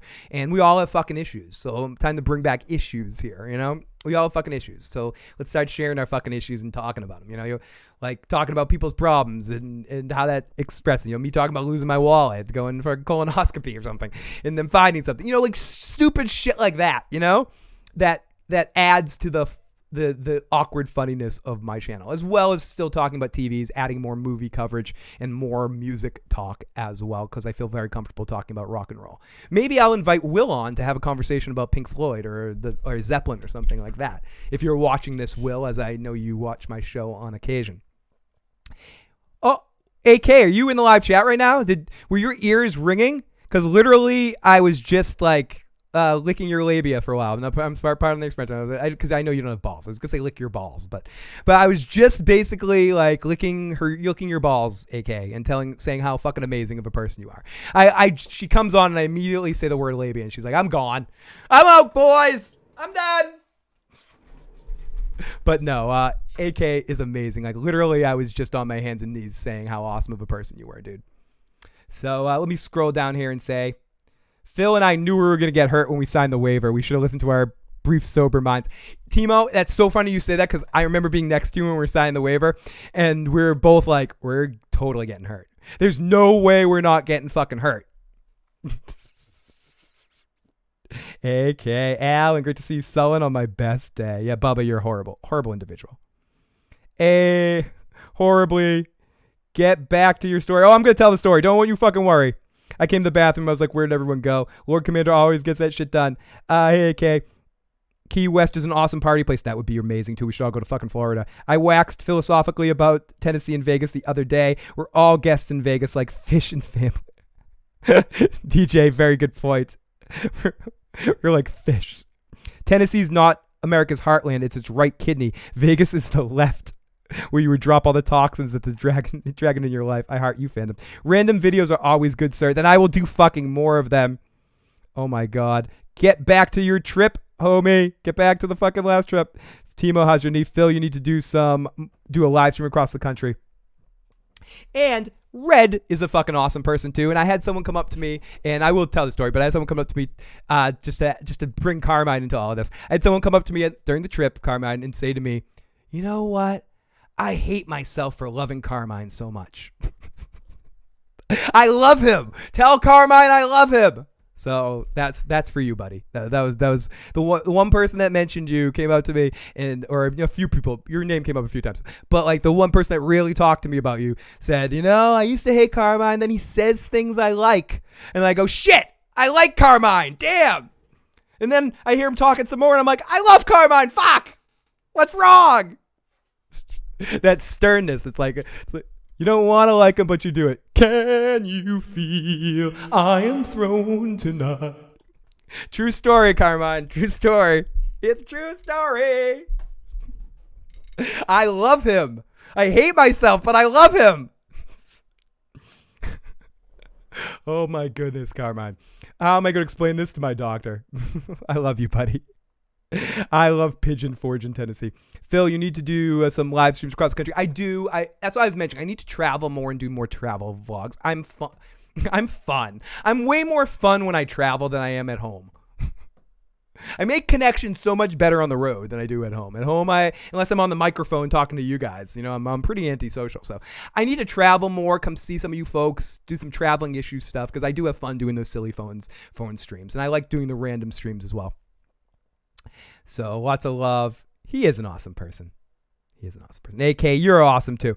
I came in. Oh, so you came in just when I started. So you heard me say all of that. And then you heard me wrap it all up by saying I was licking your lips. Yeah. Great. Perfect. I'm back. I'm officially back. Okay, so back to my trip. Okay, so we had to sign the waiver. Blah, blah, blah, blah, blah. Let me finish. Let me get the story. Okay, so Saturday night happened. The party happened. And we're at this amazing party. Huge thanks to Will and Tony for hosting an amazing balcony penthouse party in the middle of Nashville that was just really exceptionally fucking awesome. Okay, so we're at this party basically till 6:30 in the morning. I mean, like literally, I think I walked out of Tony's door at about 6, and I went downstairs, sat, waited for my Uber. Was talking to a couple people, having some last minute interactive kind of stuff, and my flight was at 3:00, right? But I didn't have my ID, and the airport had told me my flight was at 11 o'clock. I'm sorry, 11 a.m., 11 to 3. I got in at 3, 11 a.m. And I called the airport, and I was like, I don't have my ID. How can I get through? And they said to me, well, we can get you through. You're not gonna like it, but we can get you through. It was something, I'm paraphrasing, but it was something to that effect of, we can get you through, but you better get here early. It might be it's going to be a thing, but you're going to have to do it. But if you want to get through, you can do it. So I'm like, okay, what's that mean? And they're like, bring any evidence, anything that has your name on it. So I was thinking, okay, I could bring my passes, my Con of Thrones passes, but it says Phil the Issues Guy. Come on, don't I look like I have issues? Who else would be Phil the Issues Guy? I'm the only one. But no, I'm panicking. I'm worrying. I mean, you don't have an ID. You look like a dirty hippie. I'm expecting the worst here, So I walk up to the airport line. I get in. I go back to the house to pack up my shit. I think I saw Lauren in the morning, and I'm not sure if I saw anybody else. I don't even think Timo was back at the house. No, Timo was passed out on the couch because she left the party about an hour or so before I did, and I ended up staying there a bit later, so I didn't get a chance to say goodbye to Timo, but I did get a chance to say goodbye to Lauren. So I saw Lauren, and yeah, ominous as fuck, Bubba Husky. So I packed up all my shit, got out, got over to the airport probably about 7:30 in the morning, I think it was, way earlier than my flight at 11. Pretty much an hour and a half after I had left Tony's party. So I'm still reeking of booze, dude. I was. Last situation. It's funny you say that, Bernie. And I was such a dirty hippie, Red. Last basket of hope for me was going to be, well, I can punch up one of my videos and prove I'm the Phil the Issues Guy. See? A couple people have already If I didn't get on the plane, I could have lived in Timo's basement. Nicole said she'd build me a doghouse in her backyard. I had things I could have done. I could have gone home with a lot of people, and and become their pet or something. But I had options, but I knew I was really kind of fucked, right? So I walked through there. I had to wake Phil up. So fucking Lauren, I forgot that, dude. Lauren, thank you for reminding me that, because I totally forgot that. I had packed up all my shit. I laid down for like a second, and Lauren knocks on my door, wakes my ass up, and goes, Phil, you're going to miss your fucking flight. And I'm like, fuck, dude. And I ran out. Lauren, I was so still drunk, I forgot that. And I was so high off, like, some shit that had happened. Like, I was in a weird mood at that point in time. And wow, she's so correct about that. I was going to fall asleep, and Lauren woke my fucking stupid dumbass hippie up. She's like, dude, Cheech, Chong, whatever the fuck your stupid hippie smoke ass name is. Keanu, whoa, Bill, Ted, Wayne, Garth, Phil, get your ass up. You gotta go to the plane. The plane. And she did. She totally saved my ass. I completely forgot that Lauren saved my ass, but she did. Saved my fucking ass. Thank goodness for her. I was gonna talk about how I harassed you to give me your recipe for haggis, but no. I was in the Crispy's the better one, right? Crispy's the better one.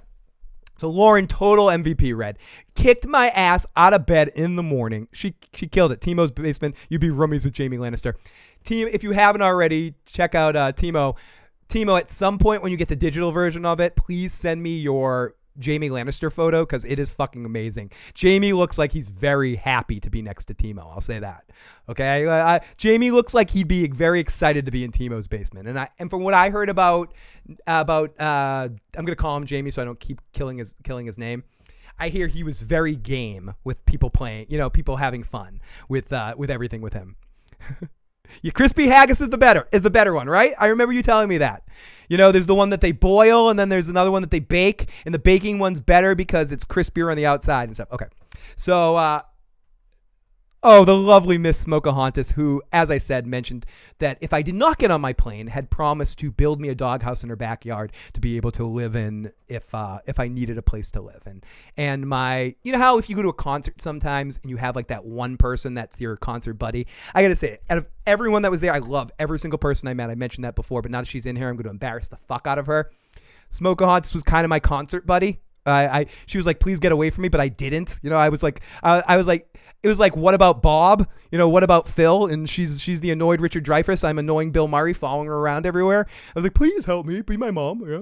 But no, Smokahontas was so fucking awesome to me. If it wasn't for her giving me a place to stay, encouraging me to come, being awesome, getting me from place A to place B, making sure being my co-person that's always up in the morning, I would not have been able to do anything. So I have to send lots of love to my concert buddy, so to speak, my con buddy, best buddy at this year, Smokahontas, and huge love to her and for making it fucking happen. So she is the fucking best. Literally the fucking best. So yes. I mean, excuse me. Smokahontas sucks. She's awful. You see her nice in here. She's not nice. She's mean. She told me to go fuck myself several times. She's like, please, Phil, could you get your smelly, dirty ass away from me? Stop following me around. She threw some scraps of food at my feet, made me crawl on the ground to eat. She's a pathetic, really mean, horrible person is really what it comes down to, so don't let the nice image fool you. She's fucking amazing. Seriously, cannot say enough great things about her. Okay, so AK was robbed in Miami. They let me call the head, and they said to bring someone who knew me and they could vouch for me, but they never even spoke to the witness. Oh God, you dealt with something a lot easier than I. So where is that? Okay, so Lauren saved my dirty hippie ass, right? She completely saved me. I was fucked. I would have slept through that stuff, and AK touched my butt, and I liked it. Ooh, she didn't touch my butt. I would have liked that. Okay, so you hush, Phil. Yes, ma'am. I'll keep my mouth shut. So I'm sorry. Let me stop blushing for a second here. Anyways, so stop. Get down. Sorry, my microphone keeps rising. Get down. Let me turn off the camera so I don't beat red because she talked back to me. Ooh. Let me get some technical difficulties. Yes, technical difficulties. Oh my God, Kevin missed me too much. He could not wait to come back. Kevin, you love me, buddy. Casey Atheist is sweet streaming. This is my first time back. I still can't believe this is the first time I've streamed from my throne here since the Game of Thrones finale. And what time is it? It is 3:51. I have to work from 6 to 7. I have 2 dogs I need to walk, and that's not a euphemism. I actually have 2 dogs I need to walk from 6 to 7. So I basically could theoretically podcast till then. I'll try to wrap up in the next half an hour sometimes. I'm going to try to make it to 4:20 and then call it a stream. But technically I'm in sort of a open window of time here. So as long as I have a voice, and this is honestly without even, it's even slightly still gone. This is the first day I've had my voice back. So I feel comfortable talking for the first time. Okay. So let me continue. Me and Smoke were in Phil's bedroom before the con ever started. Very stimulating. I do have to admit, Timo is not making that up. One of the first things that happened before the con started is I was in a bed with Timo, Smokahontas, and lots of toys. Yeah, that happened. Literally, I probably could have done that all day. No, but there were squeakings going on. There were hammers. I was hitting Timo in the head with something with a long squeaky thing. Yep, it actually happened. Not making it up.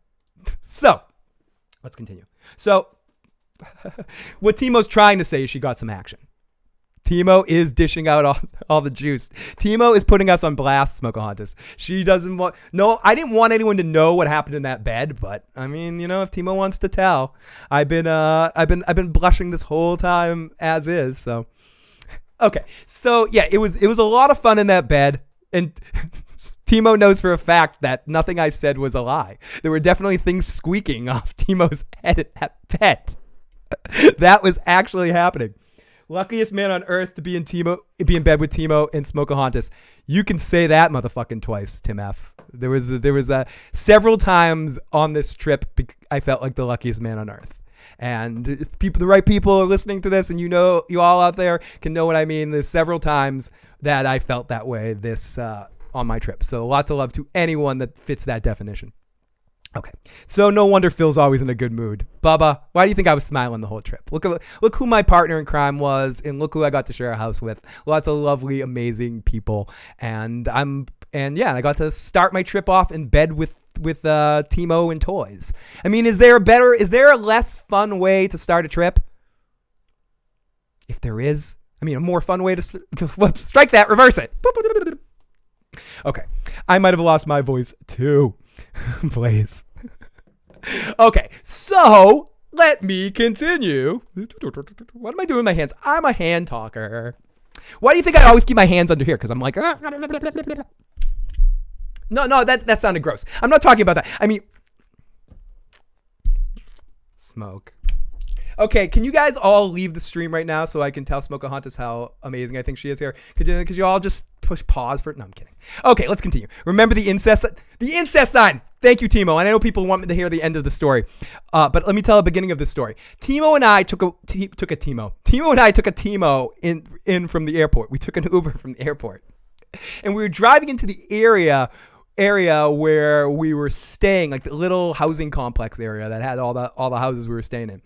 And there was a sign. Timo, tell me for sure what the sign said. It was something about, because I forget exactly what it said. It said if you have an interest in starting a fire or best fire, there was something. And Timo and I both thought the word said incest. Like incest is allowed here. So when we stopped at the house, we both ran out to the sign to take a picture next to the sign with her wearing her Lannister shirt because it said incest on it. And it ended up saying interest in it. Or what did it say? Or what was the word it actually said? And our minds had both corrected it to incest. It was ridiculously crazy. And we both ran out there. We're like, did we both we're both ready for Game of Thrones weekend because we both thought that sign said, this is the place where incest happens. Like, what did we think the sign said? Neighborhood with the best incest works or something? I forget. Nicest yard. Yes. Who has the nicest yard? And we both thought it said, who has the incest yard? That's what it was. That's exactly what we thought. Thank you. Thank you, Timo. It said, who has the nicest yard? We both thought, we convinced ourselves, it said, who has the incest yard? And we both walked out there, no shit, out there in the blazing heat, in the blaze manga heat. No, in the blaze heat. Sorry, I just saw your name in the corner of my eyes. In the blazing heat. And we ran out there and we went to go fucking take a sign next to the incest sign. And nope, nicest. True story. It's a true story. True story. That might have been the first thing. That's when I knew Timo and I were going to be friends. Right there in that moment. Even though I knew it, live chat. Timo's been one of our amazing super chatters. One of the first real crazy patron we had that took care of me for so long when no one else gave a shit. Not like tons of people give a shit, but I mean, Timo was like, one of the first people to ever fucking take care of me and help me out in moments when I'm afraid to ask for help, And I'm just not one of those people I feel uncomfortable asking. Timo's like, no, I'm giving you money, asshole. Fuck you. And Timo's an incredibly amazing individual. I did not know until that moment right there that we'd be friends. Like that moment when we both saw incest, I'm like, dude, we're going to have a fun time this week or weekend. I'm like, this is amazing. High five. We live in the real world together. You be my buddy. Let's do it. And that was incredible. Cynical Lindsay. Why do I always start your name? Cynical Lindsay. Great to see you, my friend. So would you say Airbnb over staying at a hotel? It was a weird experience in the sense that I don't think it's the perfect judgment of an Airbnb because I stayed in Airbnb and the guy that I knew that owned the Airbnbs hung out with us. So it was a different sort of setup and he had amazing ones. So I don't think every Airbnb is made equally. I think if you get lucky in a situation like we were getting lucky in, it works. And I think some hotels are dirty and disgusting. I've stayed in some shithole hotels and I've stayed in one or two shithole Airbnbs, or seen people show me pictures of them and stuff, and stayed in one kind of shitty one. But these ones were incredible. But I mean, Will just runs some really awesome has some really awesome places. I stayed in one. I know, the History of Westeros people stayed in one of Will's places. Tony stayed in another one. Who else stayed in one too? Like a lot of people stayed in different people stayed in different ones of them. So he had a lot, and they all had like a different vibe too. One had like a river under it. The one Tony stayed in was the penthouse apartment. I think Tarzan stayed in one that had a hot tub or something. Like Tarzan stayed in one like downtown. That's who else they helped out. Like several people got ones through Will, and he's a fan of Game of Thrones and knows all the creators and stuff, so he really made it a point to make sure we all had an exceptionally fun time in each Airbnb, and I think he took some extra special time. So he's not the normal host, he made it his point to make sure we all felt extremely comfortable, each individual group of people, and when everyone was together too for that party. So I cannot, most of us would not have had as good a time down there because of how expensive Nashville is and hotels are in Nashville. If Will didn't help all of us the fuck out. Like Will hooked us the fuck up on a weekend night in Nashville, where in weekend nights in Nashville, which rooms are nasty expensive, so for some of us broke people, and that's what I mean with Smokahontas allowing me to stay in her place. Like I would not have been able to stay here, not able to come if I wasn't able to, give Will sexual favors to stay there. So basically, Will just had me in chains. I looked like the Gimp from Pulp Fiction. There was some guy named Zed that came over for a while. I mean, all of that was just part of it, but I dealt with it to stay at a really nice place. So. Thank you for Will. Thank you to Zed for taking good care of my body. And so there's that. Bye, Santovia. So I stayed in a shit hotel. I stayed in a condominium complex where Stephen McNair was. Oh my God. Will is awesome people. I really hope the con is in Tennessee again so I can rent one of his spots. TMO, so great to meet you. Oh, yeah, so great to see all of you guys. You should have done a hotel, man. Next year. Have a great day. One of my Uber drivers informed me. Okay, so let me finish this story. So I get to the airport. I wake the fuck up because that wonderful Lauren kicked my butt because I was drunk from the night before and still awake. And I woke up and took my took my Uber to the airport, walked in the airport, walked through everything, checked in, got my ticket, walked through, had my 2 bags, 1 bag. To be clear, one of my 2 bags was packed with musical instrument toys. Props, one could say. Lots of different things. I can't even tell you everything I had. I had a bag full of goodies, hence the toys that were in bed with Timo, Smoke, and I. The other one was my suitcase, right? So I walk through, I come to the front. They're like, ID? It's like, I don't have my ID. I don't have my ID. My wallet was stolen. I don't have my ID. What's the protocol? And the guy goes, step to the right, please. So steps to the right. He goes, you're going to have to wait here for a while my supervisor comes here. So I sat there, probably stood there with my dick in my hand for, I'd say, 45 minutes or so, give or take. Just kind of sitting there in the front of the line. Watching everyone go by as I'm sort of standing off to the side like this, looking very dirty. As dirty as I am, and I shower daily. I was up all night. I didn't have a voice. I was being like this. I had just been woken up after a dead sleep from Lauren, needing to be woken up. So my brain was kind of sad. I smoked blunt right before I left, like my last blunt that I had before I got on the airplane. So I was nice and stony too, and smelled as nastily like weed as humanly possible, right? Like I just stunk. Whole fucking weekend. Probably still smelled like beer from the night before and lots of other things. Had a big glowing, my face was bright glowing red. My hair was up. My hair looked like I was in the 1980s, I was like poofed. It was poofed like do do do do do do do do do do do do. It looked like I stuck my finger in electricity, kind of like Cousin It. So I did not look good, right? I had seen better days, right? Smelling of sandwiches, nasty sandwiches as far as the eyes could see. So, needless to say, they were going to do whatever they needed to do to get me in there. So finally the supervisor comes over and he's like, excuse me, son, what happened? I said, no, I said I lost my wallet, or my wallet was stolen. I'm not sure which happened. And I couldn't talk, so I sounded like an old mafia guy. Well, listen, Don. No, and I started like basically explaining what happened, right? And then I pulled out my phone. I'm like, look, someone took pictures of my passports. Look. It's, I'm who I say I am. And he said, I don't even want to look at that. He said, get that picture away from me. That doesn't count. Pictures don't do it. That could have been photoshopped. And I was like, oh, that actually makes that makes a lot of sense. And then I said, well, I have a YouTube channel. No, I didn't say that. I said, well, I can prove myself. I can show you my social media, show you my name, like my LinkedIn, or like I was like, what do I need to do here? He's like, do you have anything written that has your name on it? I was like, written that has my name on it. So I pulled out one of the little card table things that says Phil the Issues Guy. I go, that doesn't do it. That proves my name's Phil. And then it occurred to me that I had brought a little vial of pills. I brought one of my prescription pills in case I needed it. Like I get weird headaches, so I brought some ibuprofen in case I got any headaches. I brought some crack cocaine in case I get any headaches. No, I get headaches, so I had just had a bunch of little pills, and I had had my name on it. And the whoa, okay. Does this keep rising? Oh my goodness. Down, penis, microphone. Stop slapping me in my face. So he looks at that and he goes, okay, that counts. Okay, we do that.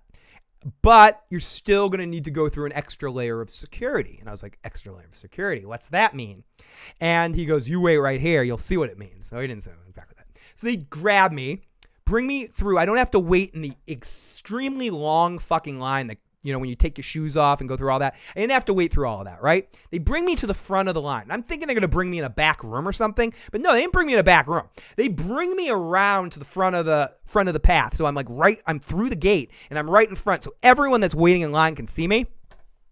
Then they take my 2 bags and I shit you not, basically dump out my bags, dump out my bags, start going through everything, like using those little like wand detector things on all my sort of shit. Like, what's this? And asking me what everything is. What's this? I'm like, it's a musical instrument. Then I had to hold it, use the musical instrument. Like what's this? What's this? Oh, get over here, Goofy. Why won't Goofy get up? Oh, there he is. What's this? This is Goofy. What's Goofy do? A hick. Goofy goes like this. Like shit like that. What's this? This is a thunder tube. It goes like this. And those of you that saw me and know how many damn fucking toys I actually had, this lasted a while. What's this? It's a musical triangle. What the fuck you think it is? It looks like a fucking triangle. That was the only one I got wise. He pulls this out. He goes, what's this? I go, it's a triangle. What do you think? And then when he pulled out the cowbell, he goes, what's that? And I go, it's a cowbell. More cowbell? He just gives me a look like, this isn't time for jokes, son. I'm like, when's the time for the jokes then? Come on. When's the fucking time for the jokes? The spoons went through. I go, yeah, that's so I can eat my cereal really fast. Like every time. Every time I'm like, crack a fucking smile, dude.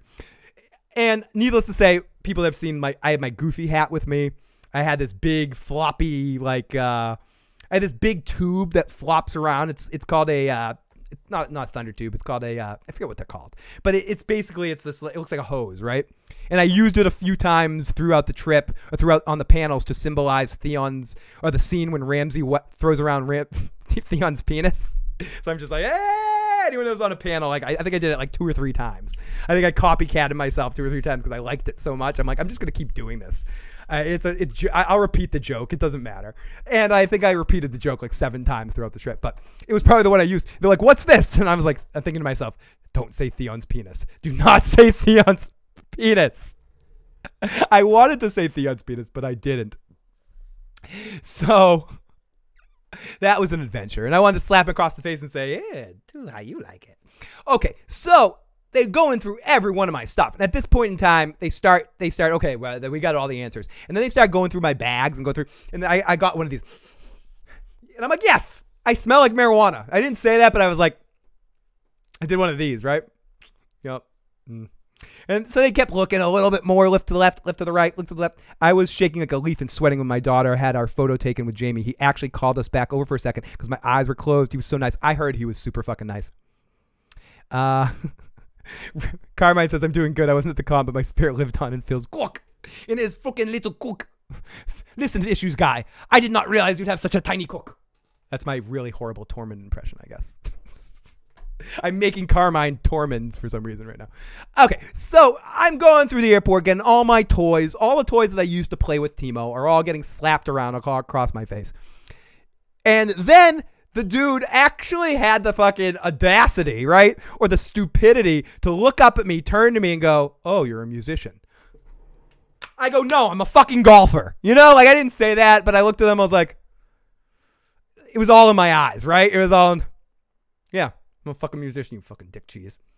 And I'm just like, okay, cool, this is it. I'm done, right? I'm done? You think I'm done? But no. Then they bring on Euron fucking Greyjoy, right? They bring on Euron fucking Greyjoy, who wants to know if I like the finger in the bum, right? Yeah, this is where this is going, kids. So, again, I think this is all going to happen behind closed doors. They go, actually, now we need to do a close security check of your body. And I was like, I've been waiting for someone to do a close security check of my body all weekend. No, I'm kidding. But I was like, I've been waiting for this.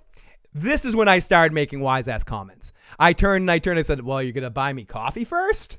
Because he very specifically said, we're going to need to check all your orifices. And I turned and said, are you buying me coffee first?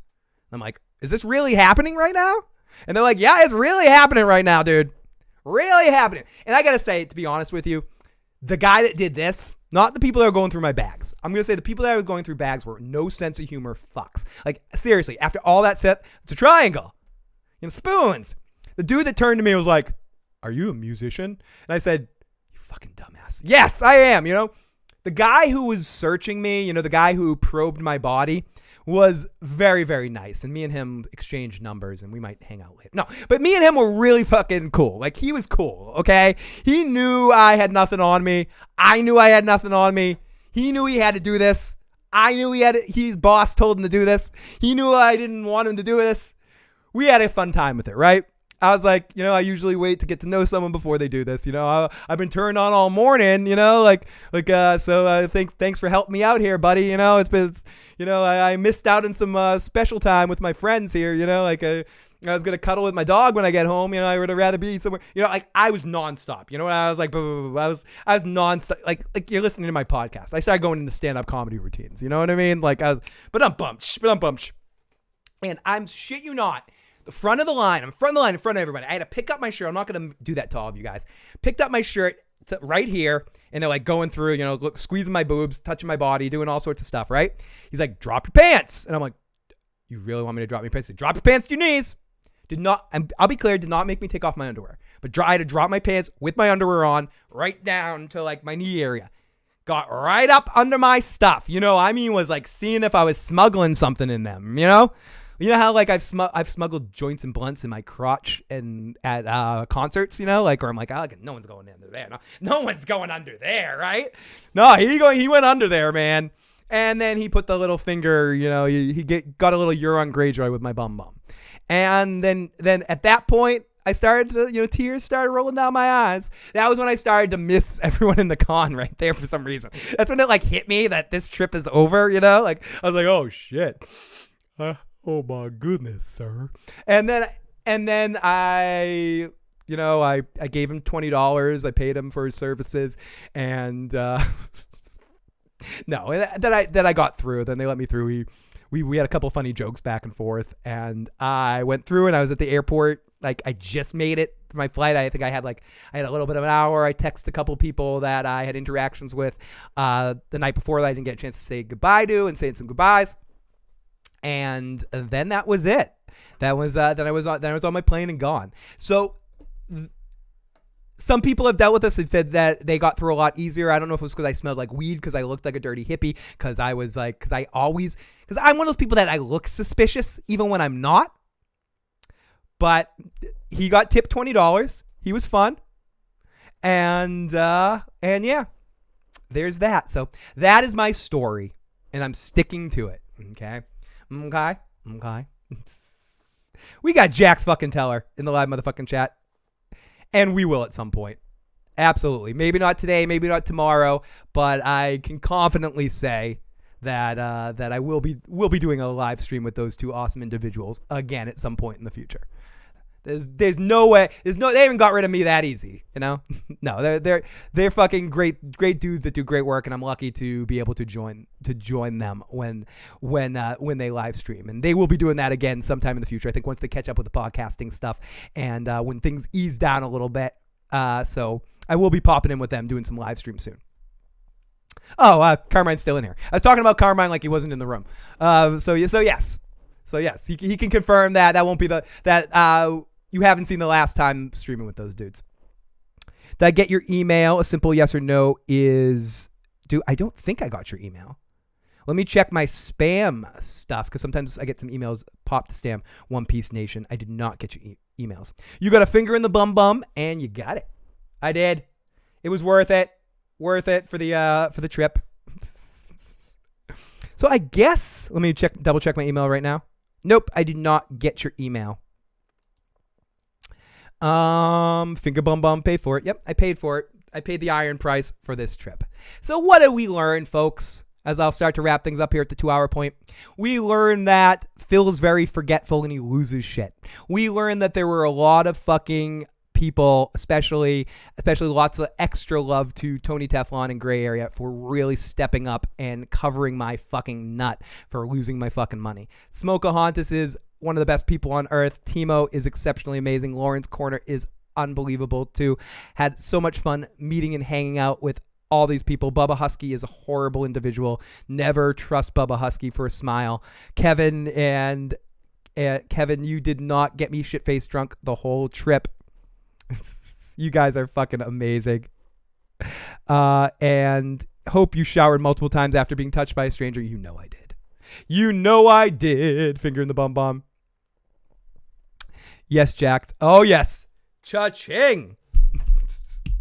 I think we all got our freedom today, if people know what I'm talking about there. Freedom! So, yeah, I guess I should start to wrap things up here. I will not ever be streaming again. This is the final one. No, I will be back much sooner than this break has been. As I mentioned, the summertime's a little tougher to sit down in the studio because there's so much shit going on, and my job is extra hectic in the summer. So timing is fucked right now. But I will be doing a lot more phony streams, and that's where I'm being completely fake.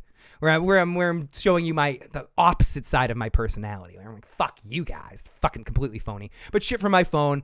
The next time I stream will probably be on Sunday evening from the Weird Al concert. I'll be streaming some live Weird Al, so expect that randomly at some point. It'll probably be taken down immediately after. As sometimes when you do live concerts, I can only live stream it, then I have to take the video down so no copyright shit pops up there because, they want you to pay to go to concerts. But you guys are my friends. I'll take you with me. So I'll at least pop it up for a song or two there during this live stream. Phil, the invitation is still open. Oh, absolutely. At some point, especially when the season gets a little closer, Lindsay, I would absolutely like to do that. Talk more about that show that we're going to be talking about in October. I want to talk a little bit more about the comic ending or the graphic novel ending, and if we think this is hopefully a precursor to the series ending. Ooh. But bye, everybody. You guys, Johnny Be Crazy. Great to meet Johnny fucking Be Crazy too. I agree with Phil. You guys are fucking amazing. Yeah. Like I said, everyone was amazing on the trip except for Smokahontas. She was maybe the worst person you're ever going to meet. She's completely negative every time you see her. She doesn't greet you with a smile. She greets you with a frown. You meet her, she's like, oh, fucking assholes. You fucking suck. Horrible, horrible individual. Really didn't protect and take care and make it so Lauren, myself, and Timo could even come on the trip. She basically, made us pay, made us cook and clean and paint her toenails. Timo got the right, Lauren got the left, and I had to mix the material and make sure everything stayed coated with paint. She was a horrible taskmaster, and I think we all hate her for it. So, and I also have to say it was awesome that that I was able to meet some of your other friends too, and it was amazing. I had a good connection with them too, and was fun to be able to have a great connection on that level too, because I think I connect with them on the hippie music kind of vibe level too. So it was good to connect with other types of people too on this trip, and not the Game of Thrones stuff. And that happened just in Nashville in general. And as I mentioned, my goofy energy in Nashville is a good fucking mix. I definitely enjoyed myself, and I enjoyed myself. So I'll be back sooner rather than fucking later for more podcasts, more silliness. Thank you for listening to me babble for 2 hours for literally no purpose whatsoever. I came out here for no purpose whatsoever. And I cannot say enough thanks to the live motherfucking chat. You guys are the best. And those of you that have stuck with me here through this long fucking break, it is incredible. Let's see. And who's in the live chat right now? We got the best of all fucking mods, the wonderful AK. Like, someone asked me, someone was like, do you even have, who are your mods, Phil? Someone was like, I love Phil, I love your stuff, but things can get a little crazy over there. And I'm like, yeah, that's because we have we have more of a crazy level here. I tend to be a little bit more flexible with insanity over here sometimes because I love it. But what makes AK such an amazing mod is she judges each channel that she mods by the nature of what the channel is. She would might block someone or X out a comment on a different channel that she wouldn't do here. And that's one of those silly things that I just love about having a mod that knows how to read the room. And I think AK reads the room better than anybody in that job. And that's why she is maybe the best mod you can have. And if you've ever do live streams, you need someone to be fair but hard, AK is the one, because she'll be the villain for you if you need her to be. And tell those people so you can just do your own content and just completely stay out of it. You just tell her where the line is, and then she's like, the line is no. And you don't even have to tell her. She knows. She knows because she watches your content and she knows where to go. So cannot say enough thanks to AK for that. Blaze Manga still in the live chat, but who is amazing to meet you guys. Bubba Husky. Bubba, I just want to give you a big hug and kiss. Chrissy, Lindsay, Girl Nettles, still with us today. Jax Teller, I might not have liked the way you ended, but I love you, buddy, and I love the Jax walk. Lady of the North, Lauren's Corner, Phil the Issues Guy. That guy's a dick. He's a lecherous dick. Watch out for him. Don't trust your sisters with Phil the Issues Guy. Smoke, Ahontas. Pink Lash in there. The one and only Red Team Review is also with us today. Carmine, the big, gigantic sweetheart that is Carmine in the live chat right now. We got Smoke, Ahantz, again, I already said, but she's so good she needs to be mentioned twice. STE York, you're a fucking amazing buddy. What were we saying? Combining minds. We're the same generation, so we you understand my humor, I understand yours. That was one of the fucking amazing things getting to talk to you, buddy. Because I think I'm not sure your name in the live chat, so I think I'm talking about the right part. But you were fucking amazing. That when we talked outside and connected with that about how we have the same understanding of jokes and silliness, man. And who else is in there in the live chat right now? We got the lovely Miss Timo, who's one more time, everyone in the live chat, wish Timo a happy fucking birthday. And I hope you enjoyed your birthday stream today, lovely Miss Timo. Renwood, huge hug to you. The real YT, thank you for being amazing positive energy in the live motherfucking chat. One Piece Nation, I will look around for your email, buddy. Sorry that I did not check that out or did not see that. Let me come in the live motherfucking chat and say a couple of goodbyes. Oh, thank you. But it's true, AK. I was talking to somebody about that where like, someone can call me a fucking cunt head in the live chat or something, call me a douchebag, and I'm okay with that. You know what I mean? But if you're modding for the wrong person, for the right person that wants like a zero fucking shit, like I've seen you in both situations. I've seen you let shit through here that you wouldn't let shit through other places because I'm okay with it. You know what I mean? And I like appreciate that to no end, dude. Like, you're not judging comments based on what you like and dislike. You're doing it based on what you think I would. And that's what I really do appreciate, because it allows me not to be out of it and like not even worry about that shit and just be a loud, obnoxious idiot on the mic. So you're incredible. And I'm not even like, there's no bullshitting there. That's just, that's a true story. I'm going to make that a thing again. Yeah, never mod Bubba. That's not going to do that. Got to get ready for work. Thanks, Phil. I'm glad I was able to do this earlier in the day for you, Timo, because I know you said you had to work this evening. So that's why I wanted to get an earlier start time. My email is Hendy. Maybe you can find it that way. Thank you, One Piece Nation. I will take a look for your email, buddy. Sorry about that. I did not find it. Lots of love to the wonderful Carmine in the fucking live chat. You guys are amazing. DJ11, thank you for the stream of the con.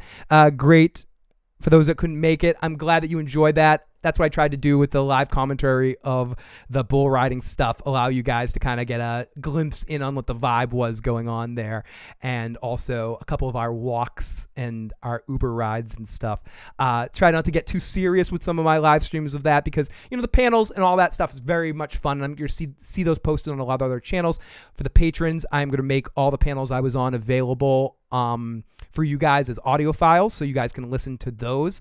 The audio quality might not be perfect on all of them, but I'm just going to upload them all to Patreon very soon. So if anyone is a patron, you can listen to all the panels I was on. And if not, you'll definitely see them in other places. But basically, you're participating in a live podcast. It's always better to be there for those things too. So like by sharing that, I'm just, it is what it is. And I'm not a big picture taker when it comes down to it, because they make me sad sometimes when I take them and I look back. I'm like, I remember that. It makes me sad. But I like pictures being taken of me because I'm egocentric, of course. But so I tried to do a couple of live streams in opportune situations. And I know Tony is probably going to be posting a better quality version of the bull riding, of the dragon riding stuff later, or I think it's Tony's going to be posting it. Someone's going to be posting it.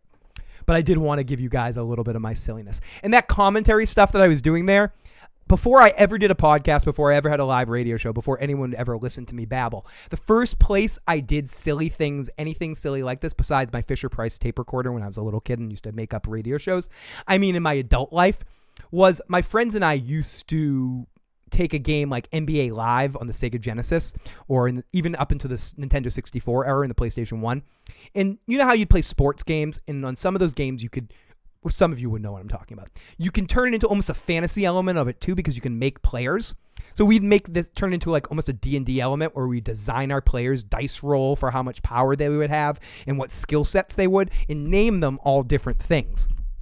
Like one of my teams had Flea on it, or Flavor Flav, or who else was on it? Shannon Hoon, or whatever. Like I had like all my favorite rock stars names, and I made characters as made characters, whatever. So what I used to do is we play these video games and we turn down the volume, all eat a bunch of sandwiches, and I would do play-by-play. I'd be like, oh, and then Kurt Cobain passes it over to Robert De Niro. Robert De Niro passes it back and does an alley-oop over to Tupac. Slam dunk, do that sort of shit. And I kind of brought a little bit of that to the play-by-play of the bull riding stuff, mixed with this time that I did it live in person. There used to be a basketball court. My friends and I had a habit of eating sandwiches and doing sporting activities. We'd eat sandwiches, go play basketball. Eat sandwiches, go play capture the flag, whatever. We used to love eating sandwiches and going and playing basketball. A bunch of hippies on the court. They used to kick us off the court once a week each summer because there was this old man league. Old man, they're probably younger than I am now, but whatever. And we would get pissed off. They hired the local cable crew to film the video their championship game. And I decided to be so pissed off at these guys that I sat next to where the video was being shot and yelled into the camera as loud as I could my stupid play-by-play. Sweaty bald guy passes over to the hairy bastard. The hairy bastard drops the ball. Oh, he looks like he shit his pants. Like stupid shit like that. To the point where they got so pissed off but what was really interesting about that is the girl that was running the video at the time became my high school girlfriend because she was so impressed with my silly commentary that she's like, you're amazing. And she was my high school girlfriend after that, who ended up in tragedy, but whatever, as all relationships end in tragedy one way or another. Either it ends into like a really tragic event or shit, or shitty shit happens, or one of you die first. Either way, it ends in a tragic event. But let me end this stream on a positive end. But needless to say, the commentary is very fun. So I'm sorry if I insulted you if you were watching that live stream in any way. It's all in jest and all in fun. None of it I meant a single word of any of it. I was just having fun babbling. So if you haven't watched that, check that out. I have fun doing play-by-play. And I hope next year if we do something similar to that, we can set it up a little bit better and I can kind of just do the play-by-play on whatever sporting thing we do. Never gonna give you up, Iron Throne. Never gonna make you up. Bubba Husky, my friend had a baby dragon dick in her purse. Sorry, not sorry. Happy birthday. Thanks for the stream. No, it's really a lot of fun to be here for you guys. So everybody, I had a good one. Hopefully you had a good one. It's time to go. Good night, everybody. Dick on, dick on, dick on. Dick on, dick on, dick on. Dick on, dick on, dick on, dick on, dick on, dick Tubbs. I love you, Tubbs. Dick on, dick on, dick on. Dick on, dick on, dick on. Dick on, dick on, dick on. Dick on, dick on, dick on, dick on, dick on, dick on, dick on, dick on, dick on. You said dick on. That was cool.